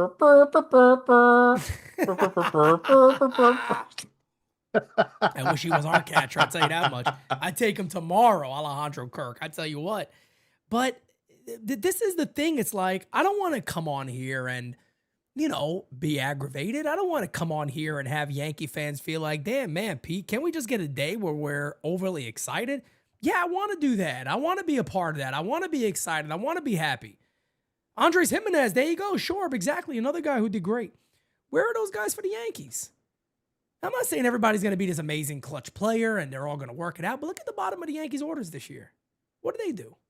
No, but the guys that were supposed to hit or even be average were nowhere to be found. Like Bellinger and Trent Grisham fell off a cliff. And not only were they bad, they were making bad lineup decisions. Bellinger swung at the first pitch like 70% of the time, which was horrendous. And then and also where was Jazz? And this is what I'm saying, like, you're gonna go into this year again with the same guys that in October, 2 years in a row, haven't really shown up. Everybody loves Trent Grisham, but we were begging Trent Grisham to take some games away from Verdugo. Trent Grisham wasn't good enough. Now he's good enough. Now he's good enough because you said so. Mm-hmm. And this is my issue as a fan who calls the shit out. And at the end of the day, we only got to go by what you guys are saying. So you guys have constantly said about the payroll, about not going over, about and Boone about the moves and being like, I make the moves. But at the end, so is Boone a bad manager or not? Are the Yankees going to spend or not? At the end of the day, this is what we look out and what we look at, and this is why NYU continues to grow and people continue to follow this channel because we call shit out and we don't just sit down and lay down and be like, all right, listen. We have to because we love the team. Let's see what the Yankees are going to do. If they shut us up, well, they shut us up. Yes, they spent. I want to be. Yeah, I want them. By the way, before anybody, yeah, I would love to be. I would love for the Yankees to have a great offseason. I'm a Yankee fan. I consider myself one of the biggest Yankee fans out there. Doesn't matter. You're bigger. No, it doesn't matter. Bigger Yankee. Who cares? You're a Yankee fan. I'm a Yankee fan. I love this team. I think that's fairly friggin' obvious. David says, you're right on not consistent, but also we always have injuries. So instead of replacing or adding, I'm going to cut you off right there, David, because the Dodgers had injuries too and they won. I don't want to hear injuries. I don't want to hear, well, the Yankees have injuries and sometime, no, bullshit. The Dodgers had injuries. Our own owner sat there and said, well, I mean, they got to stay relatively healthy and we'll see how it goes. And that was in March. And Shohei Ohtani's holding up back-to-back chips. He's holding up back-to-back chips. Toronto didn't have Bo Bichette against us. He was hurt. They didn't have Max Scherzer. He was hurt. And they figured it out. Probably should have swept us, to be fair. You can't continue the if and give the Yankees the bailout. Sometimes, yeah. Oh, yeah. If you lose a big piece at a key time, okay, it might affect the outcome. But it's also you're putting yourself in a situation. Let's just assume that the Yankees, they go out and, I don't know, Pete, what you think is realistic? I don't think they're gonna get Bellinger, but let's say they get Imai, right? Mm-hmm. And they get another reliever, and that's it. The Yankees they weren't able to trade for anybody. Nobody wanted. They couldn't get Kwan over, whatever the case may be. That is what you get. So you mean to tell me if Imai gets hurt, now you don't have or he gets a setback because you know the Japanese players have to make a transition when they come over here. They pitch on 6 days. And it could take a year. It could take a year. Correct. First year. So now you have him and Rodon found some stuff. which I'm not going to get into that. Cole is coming back supposedly in June. Now you already set yourself back. The difference between the Yankees and again, it's really Hal says we can't spend like the Dodgers, so this is why. But you got to preference the Dodgers. Is that the Dodgers, on top of having Glass now, Yamamoto, Shohei Ohtani coming back, they went out and got fucking Blake Snell early in the offseason, by the way, too. So that is the difference. That's like if the Yankees now they know that it was like the Yankees would have got like, listen, I don't want Framber, but a guy like Framber or a big arm right now. Or they traded for a Peralta from the Milwaukee. They got a big piece, knowing that so other guys are coming. They went out and got Cal Tucker. You're like, holy shit. The Yankees. Look at the difference if the Yankees would have got a Cal Tucker and they would have traded for Peralta from the Brewers. Yeah, Wouldn't that be a lot better? of course. Let me go ahead. Peralta's making $8 million. Yep, And how much is Tucker's value? 40. How much did the Yankees just spend? 40, but 22. 48 with 40, that's right. with Yeah, McMahon, 48 with McMahon. with McMahon added. It's 40. Yeah, with McMahon. Those guys are those four guys are that much. So that's absolutely crazy. But Darius Glover, our good friend, he always puts these great tweets out there. Take a listen to this, guys. You know who? Here's the GM. A lot of free agents that are here, star players helped you, like Bellinger, GRISH, Weaver. Are you hoping Cash tries to bring some of those guys back and take another run with these guys? Yeah, we've got a lot of winning players in here. A lot of guys that play the game the right way and help make this team who it is. And you mentioned a couple right there with GRISH and Bellinger, two guys that had incredible years. It was fun to watch them, fun to learn from them, and hope we can run them back and see what happens. A lot of There you go. There you go, folks. I just wanted to make sure I played that one because he's so right. That's your general manager right there. The guy who didn't pick up a phone call to say, we need Soto here.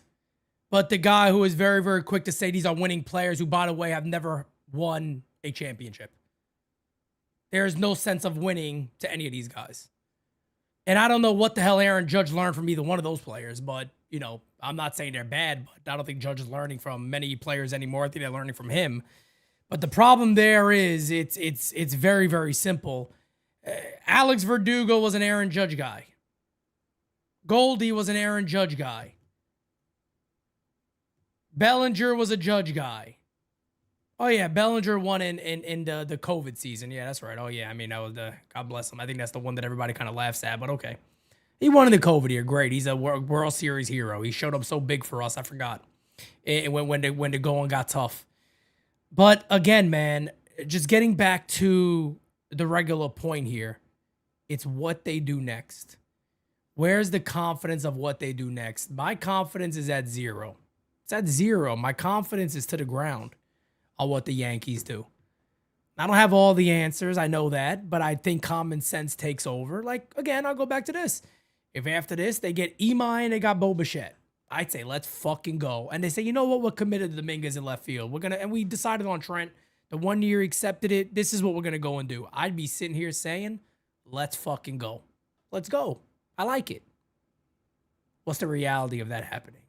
0. You know it and I know it. It's 0. 0. 0 chance of happening.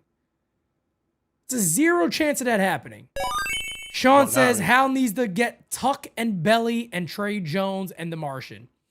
Yep, that ain't gonna happen. This is the thing. Like, yeah, we have these conversations with you guys and all that, but we got to be honest on what the Yankees have been showing us throughout the last couple of years. I've said this. The way that Hal looks at it is that, all right, this player might cost me $30 million, but how many wins does this player add to the total year total? And if the nerds turn around and tell him this guy can add 2 or 3 wins, but he's a big piece in October, Hal's going to be like, no, I'm not spending $40 million extra for 2 wins. He's not. And that's the way he operates. He operates it as a business. By the way, I don't know how you can operate a business and not being president of the business. That's a whole conversation about itself, because he hasn't been. He hasn't even shown his face. But he's an not present owner. I want to read this tweet from Yankee Slut. He said earlier today, Hal's Yankees have established a near decade of long patterns of throwing AAV around like candy before capping at an end budget. Yep. Hap, Chapman, Donaldson, Stroman, and on and on. These weren't signs of increased willingness to spend. They were only signs of high but insufficient spending. And this is what we have been talking about. The guy who you give $300 million to is Brian Cashman, and he has not brought you a team or even a core, at least, of guys around Judge or one guy that you can be like, holy shit, man, this is a good group of everybody you look around has cores. The LA Dodgers, Mookie, Freeman, Otani. You go around and look at the Blue Jays, Bo Bichette, which now can be broken, but they had Bo Bichette, Vladdy. They were supposed to have a couple of pitchers like the fat guy, whoever, Air Force Tons. But you still have Kirk, Boston. Just they sucked for 4 years, but now they have a core of Roman, Crochet, Rafaela, and those guys. You look around the league, there's core. There's cores. When the Houston Astros were that good, they had Alvarez, Altuve, Bregman, Correa. There's no Amber. consistency. There's no consistency with the Yankees of players that are in that core. It changes constantly. They can't. They have a commitment problem. Cashman had. They have a commitment problem. Cashman had the easiest move of all time, honestly, Pete. And we got to go back to it. It's like you got Giancarlo Stanton, Yep. but then you saw that he got hurt as soon as he came over. You needed a big lefty bat, and you had a guy that always wanted to be a Yankee, and you didn't even make a call. You could have made fucking Bryce Harper your first baseman, and you would have had a legit 1-2-3 punch for a couple of years. And who knows if that makes the difference in the fucking world, in the fucking ALCSs against the Houston Astros by having Bryce Harper playing first as a New York Yankee. But you didn't do that. You thought you were better than everybody else. And this is the issue with the Yankees. With Cashman is his ego. He always thinks that he knows better. One more thing too, for anybody saying that the Yankees should trade Trent Grisham, they can't trade him until June 15th anyway, so he's in. Why would they trade him? They can't. I mean, I saw some people say that. I was sitting there going, if you think you're going to trade that dude for $22 million and you have many teams piling up going, we'll take that deal. That ain't going to happen. That ain't going to happen. So the Yankees are stuck with this dude, and that's it. Trent Grisham's going to be the center fielder for the Yankees. That's not going to be some sort of random change that happens. We'll see if Bellinger's the next move. I really don't think it should be, but knowing the Yankees, it probably will be, and I'll do my best to try to sit there and go, all right, well, Bellinger's in the fold, and that's going to mean adios to Jason Dominguez. He ain't going to get a chance at all with the club. Switch hitter, great speed. I think the best Yankees lineup they put out all year was when he was leading off, and they had like Wells and Volpe 8-9. That was like the best lineup they had all year, and they actually won with him as the leadoff hitter. And they're like, yeah, peace, we seen enough. Then he can't play no more. And yeah, I mean, that's where it is, man. We gotta wait and see. It's a wait and see approach right now to see what else they do. I want to say this too, for those. But the money falls off in 2027. I'm gonna read some of the names that are free agents in 2027. Right now, the highest person as a hitter, not pitchers, to make AAV market value. Well, Ozzy Albies has a club option, so no, and Luis Robert, no. Those are club options. My fault. So Jazz Chisholm, Adolis Garcia, who will probably be 36, the Yankees won't sign. Randy Rosarena, be 34, 35, Yankees won't sign. Alec Bohm, Brandon Lowe, Lau, whatever the fuck you say his name is, Muncy, Varsho. Does that look like a Robin? Any of those names? Are those guys Robins? No. Gleyber Torres. So what did the Yankees not spend now for? You actually could have spent a little extra this year and not spend that much in 2027 because there's nothing there to buy. Yep. If you would have got Bo Bichette, if you would have got traded for Ketel Marte, you would have been set for 2027. You wouldn't have to spend. Yep. So why are we not looking at, well, we're going to spend this much this year, but in 2027, we're not going to have to spend as much because there's no really much to buy, and we're going to be set. We're going to have Judge, Bo Bichette, Ketel Marte, possibly if depending on how Jason looks or Spencer Jones or whatever the case may be. You would have had a nice It's little core to end or to try to go with Judge and Garrett Cole and Max Fried. Now you got to add him to that. the the final question of all this is how they're going to spend the remaining money, and that's it. They're going to be over 300 million more than likely. It's going to be very hard unless they basically stop, because if if they want to sign Bellinger, they're going over 300 basically. There's not many ways to truly stay under that. So if that is the case and they are going to go after it, all it comes down to that: how they're going to spend it. How they're going to spend it. What are the trade opportunities like? And I could see what they could be thinking in many ways. They can sit back and go, well, when Tucker's off the market and Bellinger's off the market, there's not many outfielders available. We can convince many teams of other things we need because we have 2 starting outfielders on the roster in Spencer Jones and Jason Dominguez. And maybe we make deals in that regard. So I could see them potentially doing that and making deals. But what are those deals? Would they upgrade third base? I don't know. Hell, does anybody believe they would upgrade shortstop? Now you can make the case it's already upgraded because Caballero's probably going to start a bit, but they'll get somebody else there with them. That is my concern. And there's also the other part about it. Are they going to be hesitant to make trades with the possibilities of who could become available over the next couple of years? Are they going to try their best to maybe hold on to some of their top guys? I'm looking at Pete. I'm now Who at 20. knows? I'm now at 2028, and the highest guy supposedly is Jeremy Pena, who at that point will be 33. These next couple of years, the free agent pool isn't pretty, isn't beautiful.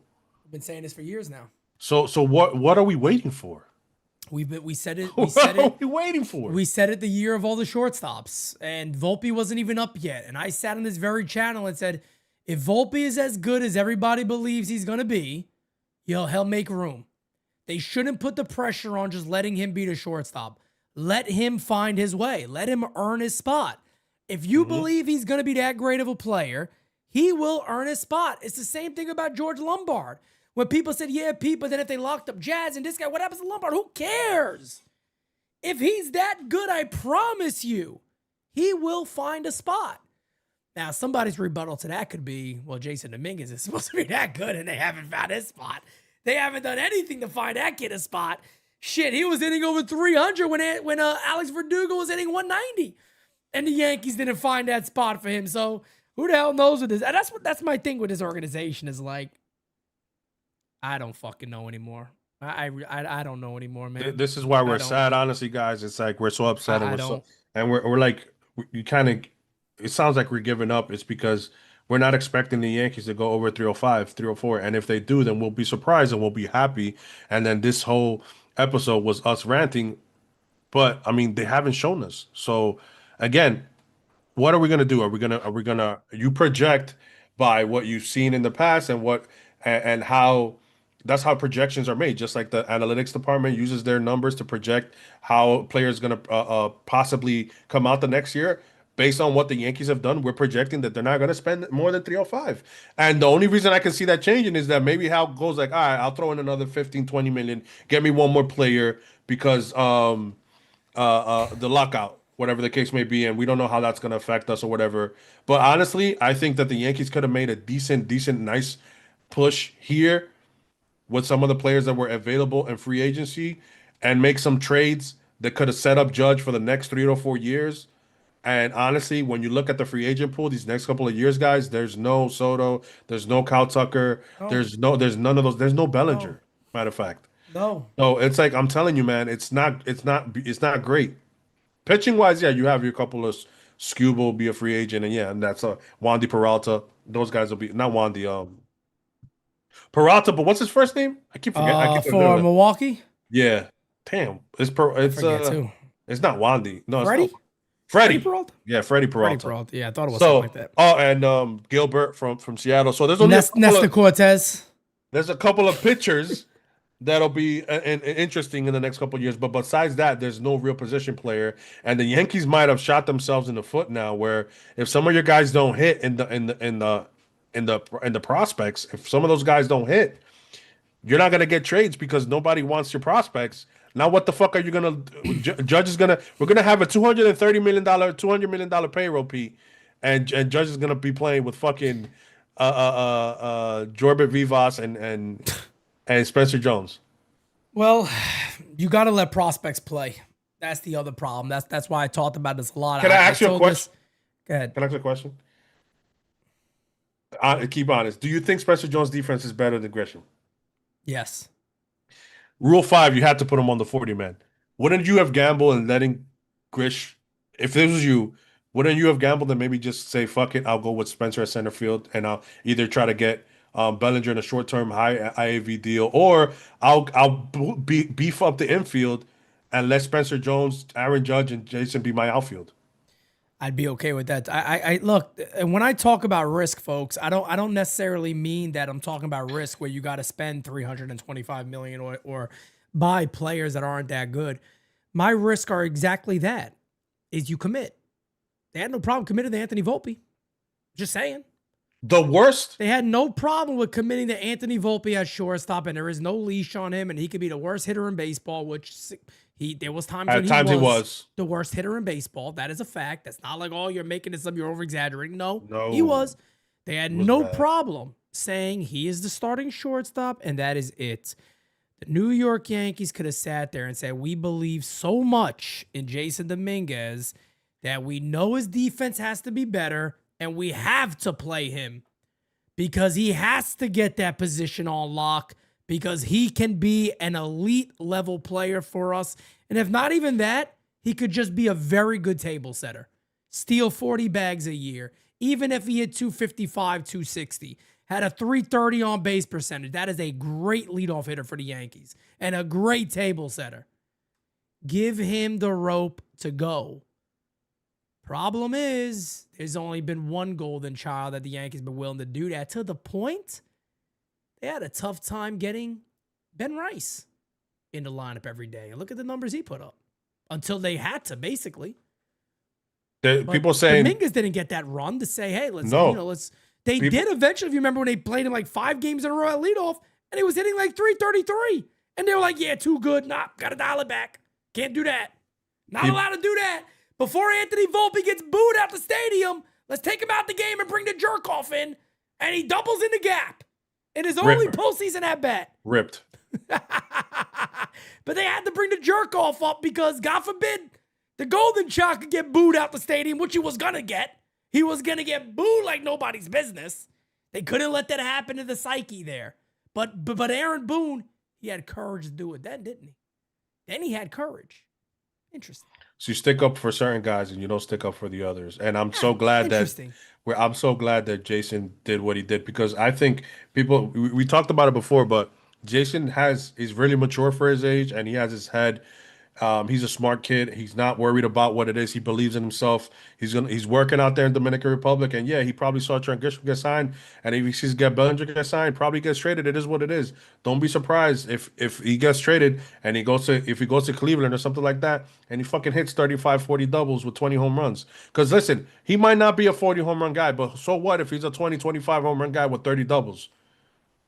Like, he's a high on base. He has plate discipline. He has the tools to at least be an average outfielder. That comes with reps.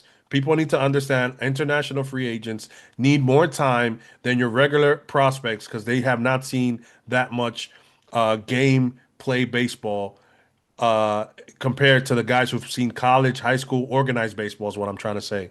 Yankee fans are so quick to jump on guys, but don't see the raw abilities of some of these guys. Like, I'm telling you, like, people forget Jason's still 22. He's been hyped up for so long. So, all I'm trying to... I'm sorry to cut you off. No, go ahead.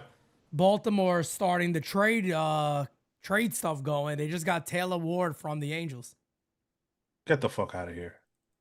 Baltimore Orioles have traded for Taylor Ward from the Angels. Yes, indeed. Reported, by the way, by Underdog MLB. Reporting that right now, that trade summary for Grayson Rodriguez. Holy shit.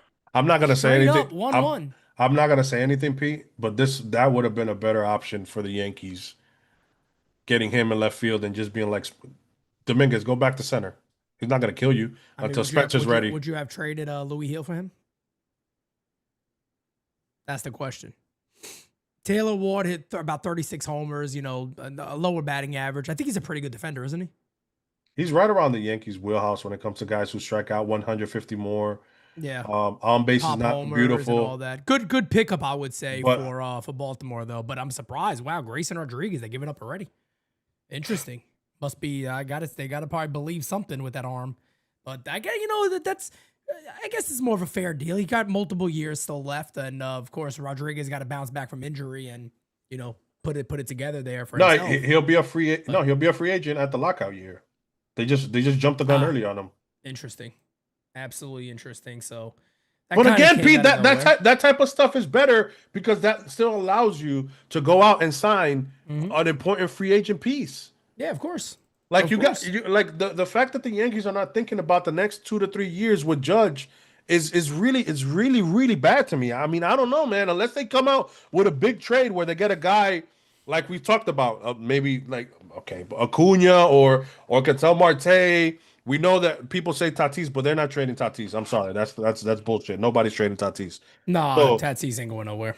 So unless you get him a legit Robin, an all-star for the next 2 or 3 years, bro, we might have to hope that Spencer Jones or Jason Dominguez is an all-star to be the other guy to go in there. Yeah, people are saying Jazz. I don't think the Yankees are going to extend Jazz. Let me say one more thing. If you guys remember going back a few weeks ago, I talked about this, and Brendan Donovan Siciliano is a great player to bring up in regards to what I'm talking about now. So I'm going to bring this up for everybody because I said this a while ago. You remember when I was telling guys and I said, even a start of like a Bo Bichette and Imai means a lot. And everybody's like, yeah, but why? Or I even said, I think I said Bellinger, a Bellinger, a Bichette, Bellinger, and Imai. Everybody's like, why is that enough, Pete? And I said, no, it's not that it's enough. It's that it then allows you to add a 27-year-old starting pitcher. Think about the players the Yankees can then trade for if they're out there.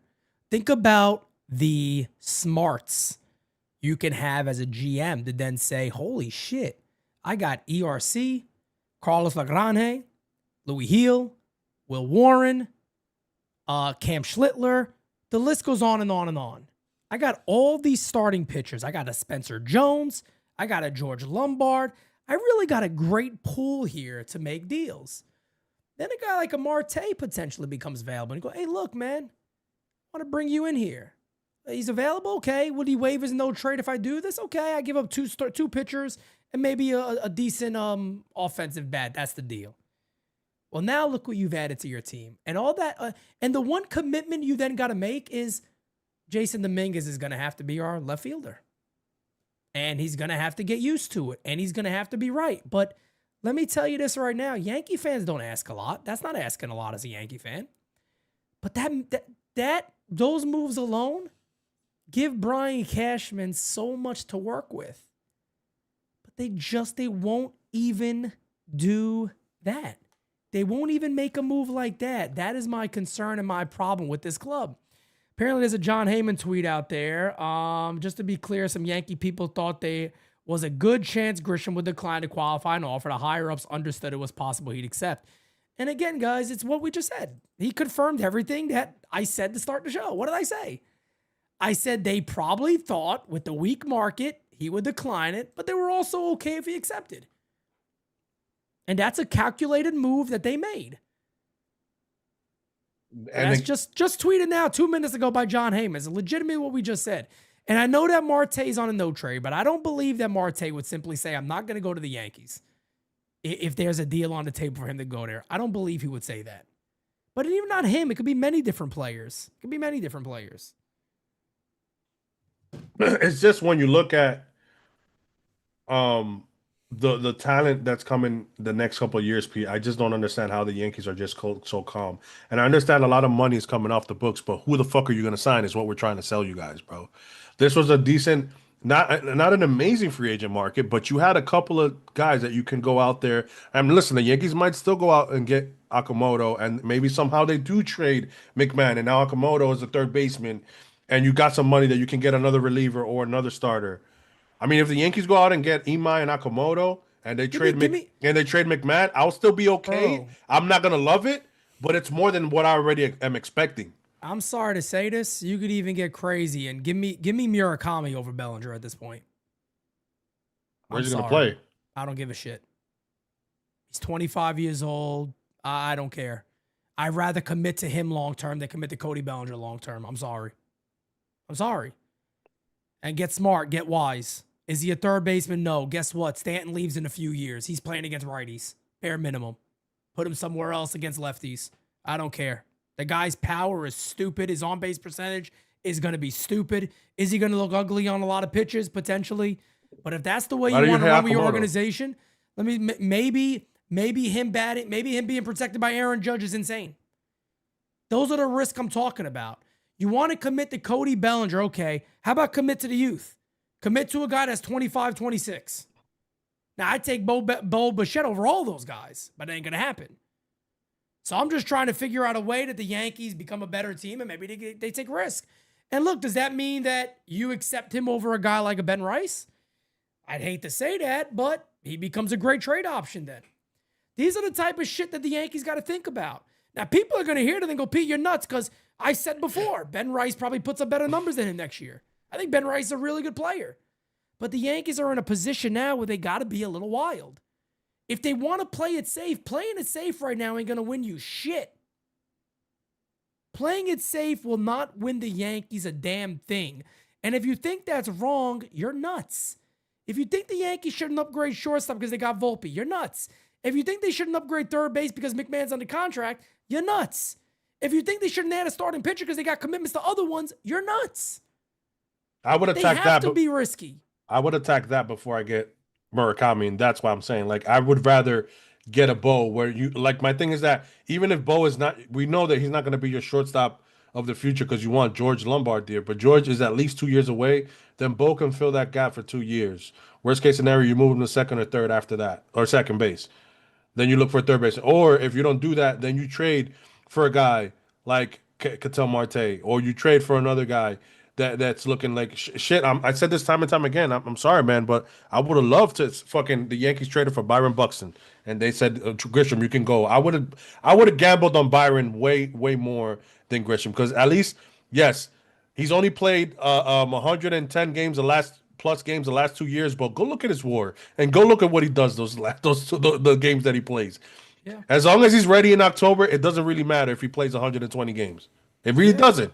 Yeah. People forget that. That's right. And that's why, again, I go back to saying I thought Imai is a must, because he opens up your team to multiple trade possibilities. And I love Okamoto, you guys. I think I'm one of the first people to be on the Okamoto train to the Yankees and start talking about him and Imai and the guys that are available. I like Okamoto a lot. I really do. But do you guys really think they're going to sign Okamoto to move Ryan McMahon?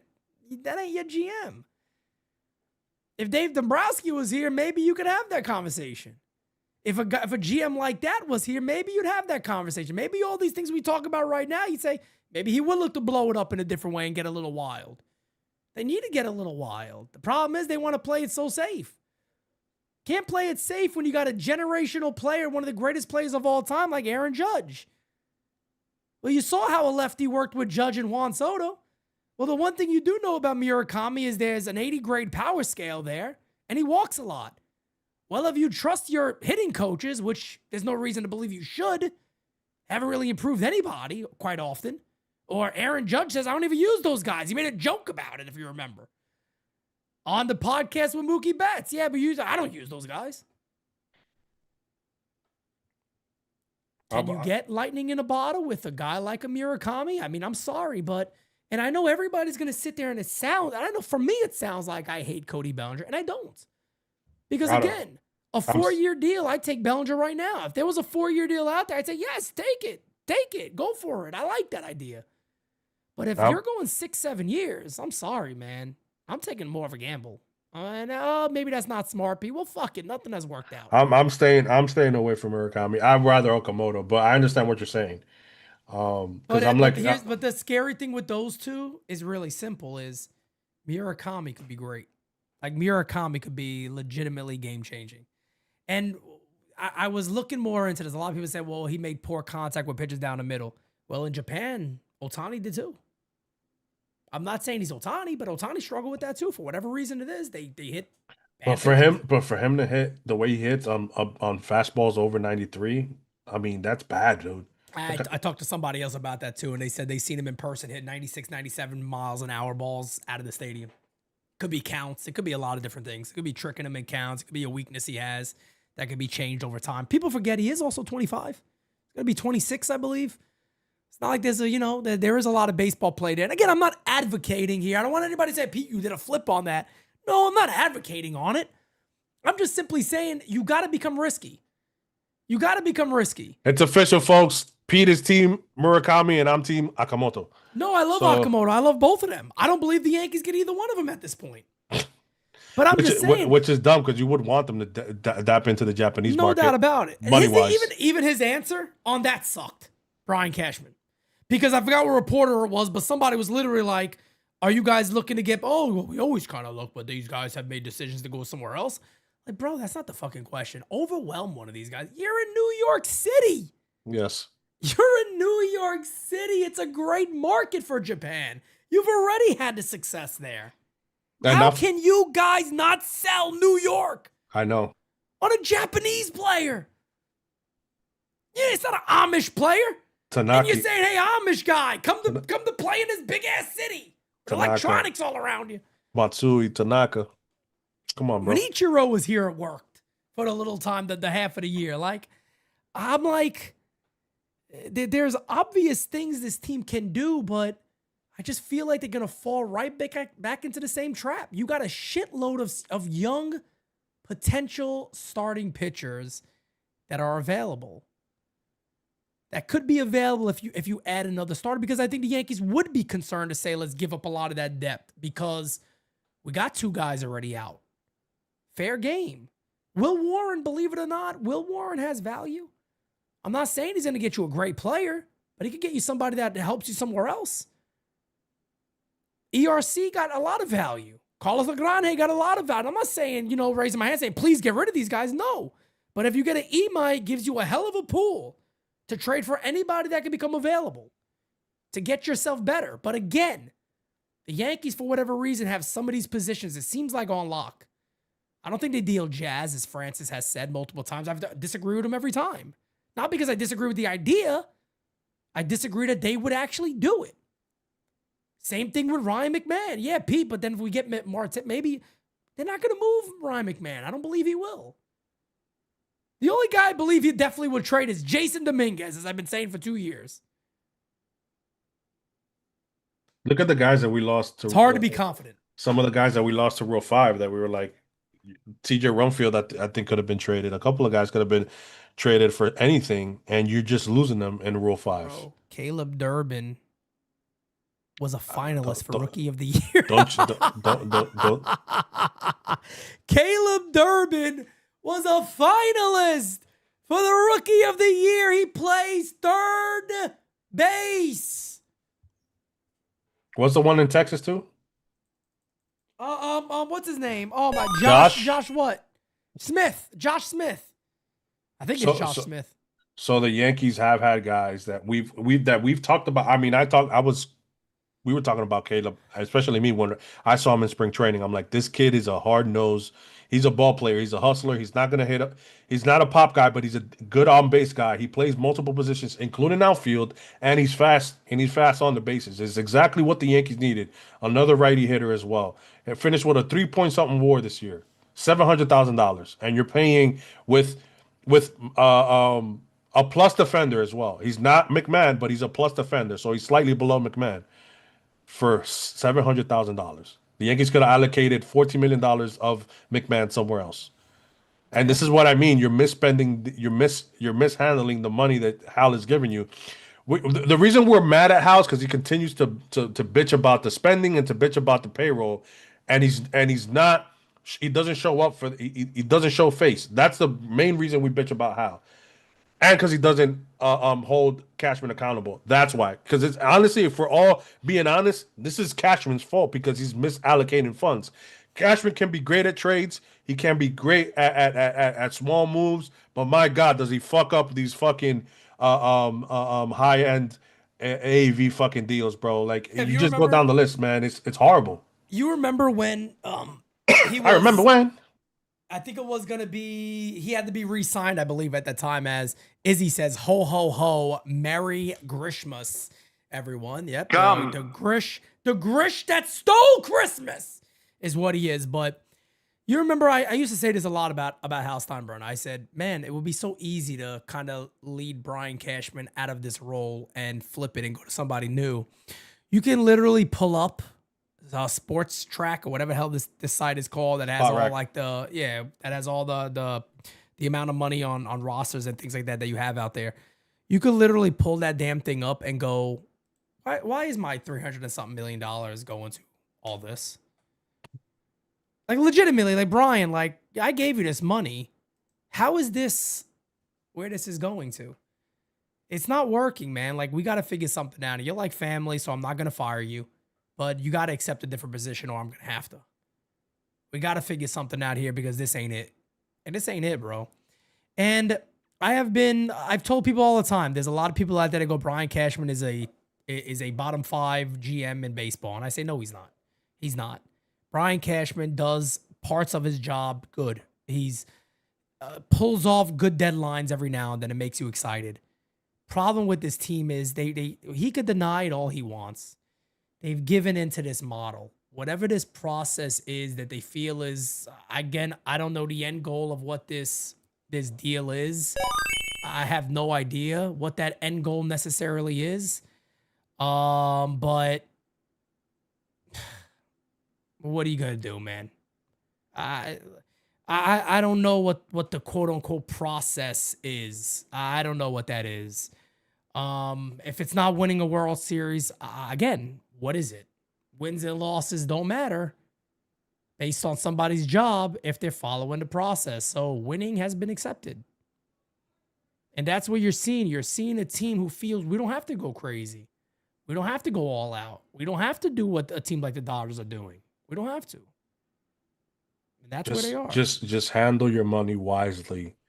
Continue to make these small trades or make these trades and see where you can set up before you do something like this. You could have got the value that you're paying Grisham, and this is the thing. It's not that we don't want Grisham back. It's that the price that the Yankees got him at. It's just what the Yankees are trying to do. It just doesn't make sense because I don't think, and people may say that they think that his uh his under the hood, his underlying numbers are gonna make him repeat. I don't think so, bro. I think if we get 22 to 23 home runs from Grisham, I think we're lucky. I think honestly, you're gonna get 15 to 17 home runs from Grisham, and we're gonna be looking back like this was a fucking dumbass deal. Yeah, I can see it. I can see it all day. We got a super chat. What happened to your show with Derek? I would go into Vegeta? detail, but I don't like to berate women, so I can't berate women. I don't like to do that. I'm a man, and I only speak upon other men, not women. You don't want to mansplain. No, yeah, I don't want to pick on a female, so I'm not gonna do that. But anyway, folks, I don't know where else we really have to go with this today. We know where the Yankees are currently. We know where the team is currently. The And that's Yankees are it. currently You know, a yogurt shop. they're at a yogurt shop right now. You know, fucking what's the one with the frog? Sweet Frog. They're at Sweet Frog right now. Fucking Aaron Boone is putting some Taylor Swift sprinkles on top and having a great time with it. Yanks fan 84 says, if the Yankees process is the Sixers process, we're in trouble, guys. I would never understand a basketball reference. I'll be honest with you. I have no idea anything about basketball. I believe this, obviously the Sixers are a basketball team, but I know what the Yankees process is, and it's a process that does not work. And they're willing to gamble and continue to gamble with that to see if it does. But yeah, it definitely does not work, unfortunately. Yeah, look, like to close out, I mean, the Baltimore Orioles just made that sneaky move there and stuff like that. That's what the Yankees should have been trying to do and feel off that before putting pressure again on Grisham as well. I really think that the Yankees could have got Grisham cheaper. Yeah. If he looks like a guy who probably didn't want to leave anyway. So it's just he saw what the market was. It was probably not giving him more than a 2-year deal. And Yankees, I hate to tell you, brother, but that's telling you something. If he didn't find a good enough deal to not to decline the QO, you got to look again. If I'm gonna say this now, what is it? November 18th. November 18th. To hammer this into the Yankee skull. Get your fucking head out of your ass.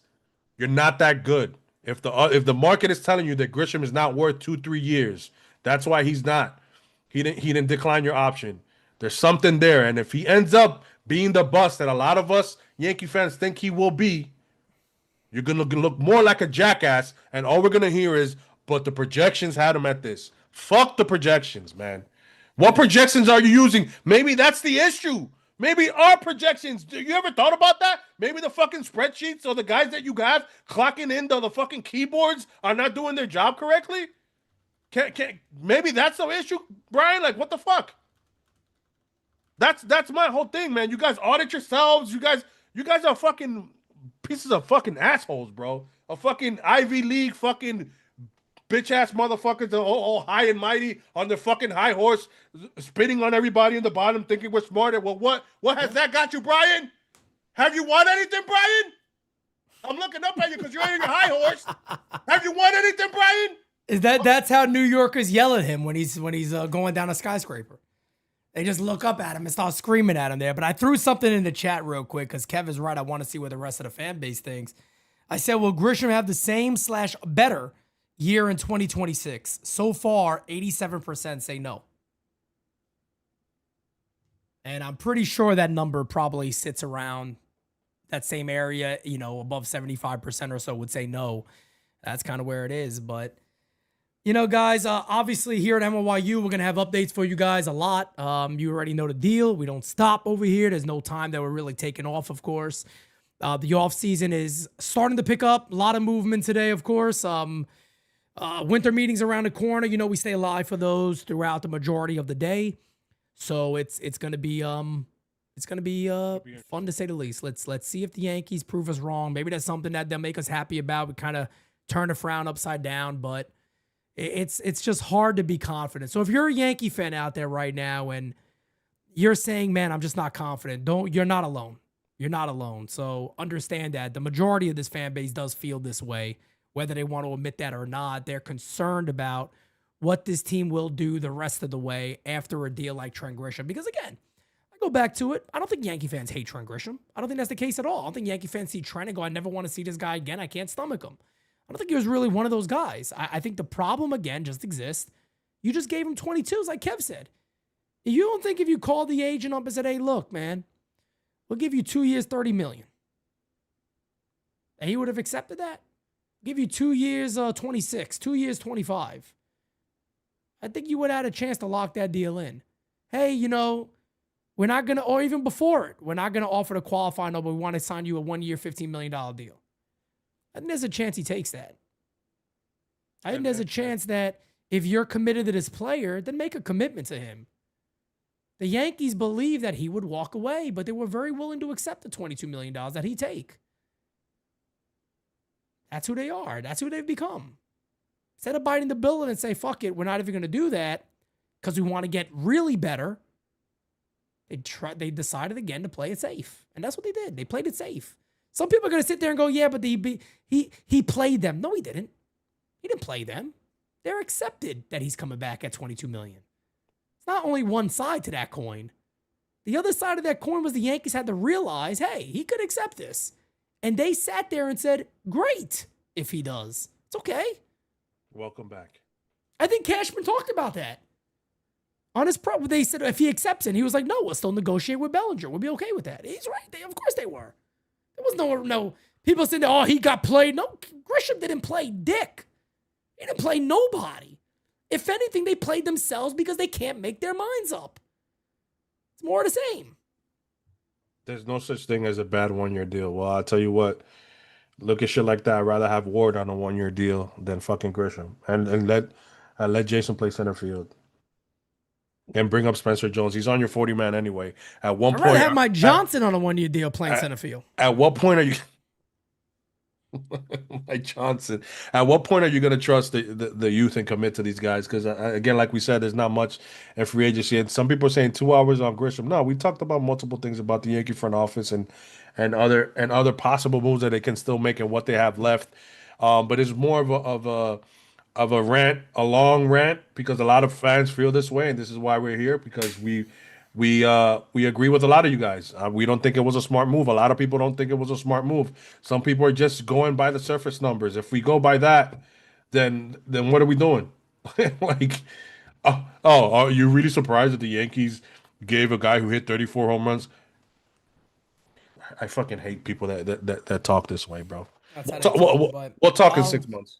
Yeah. Well, there'll be more conversation, of course, about this. And just to go ahead and end that poll right there, 84%. Hey, yo. 84% say no, they don't think he'll have the same or better year. But guys, just to do a quick wrap up on my end here, and then we'll get to Kev.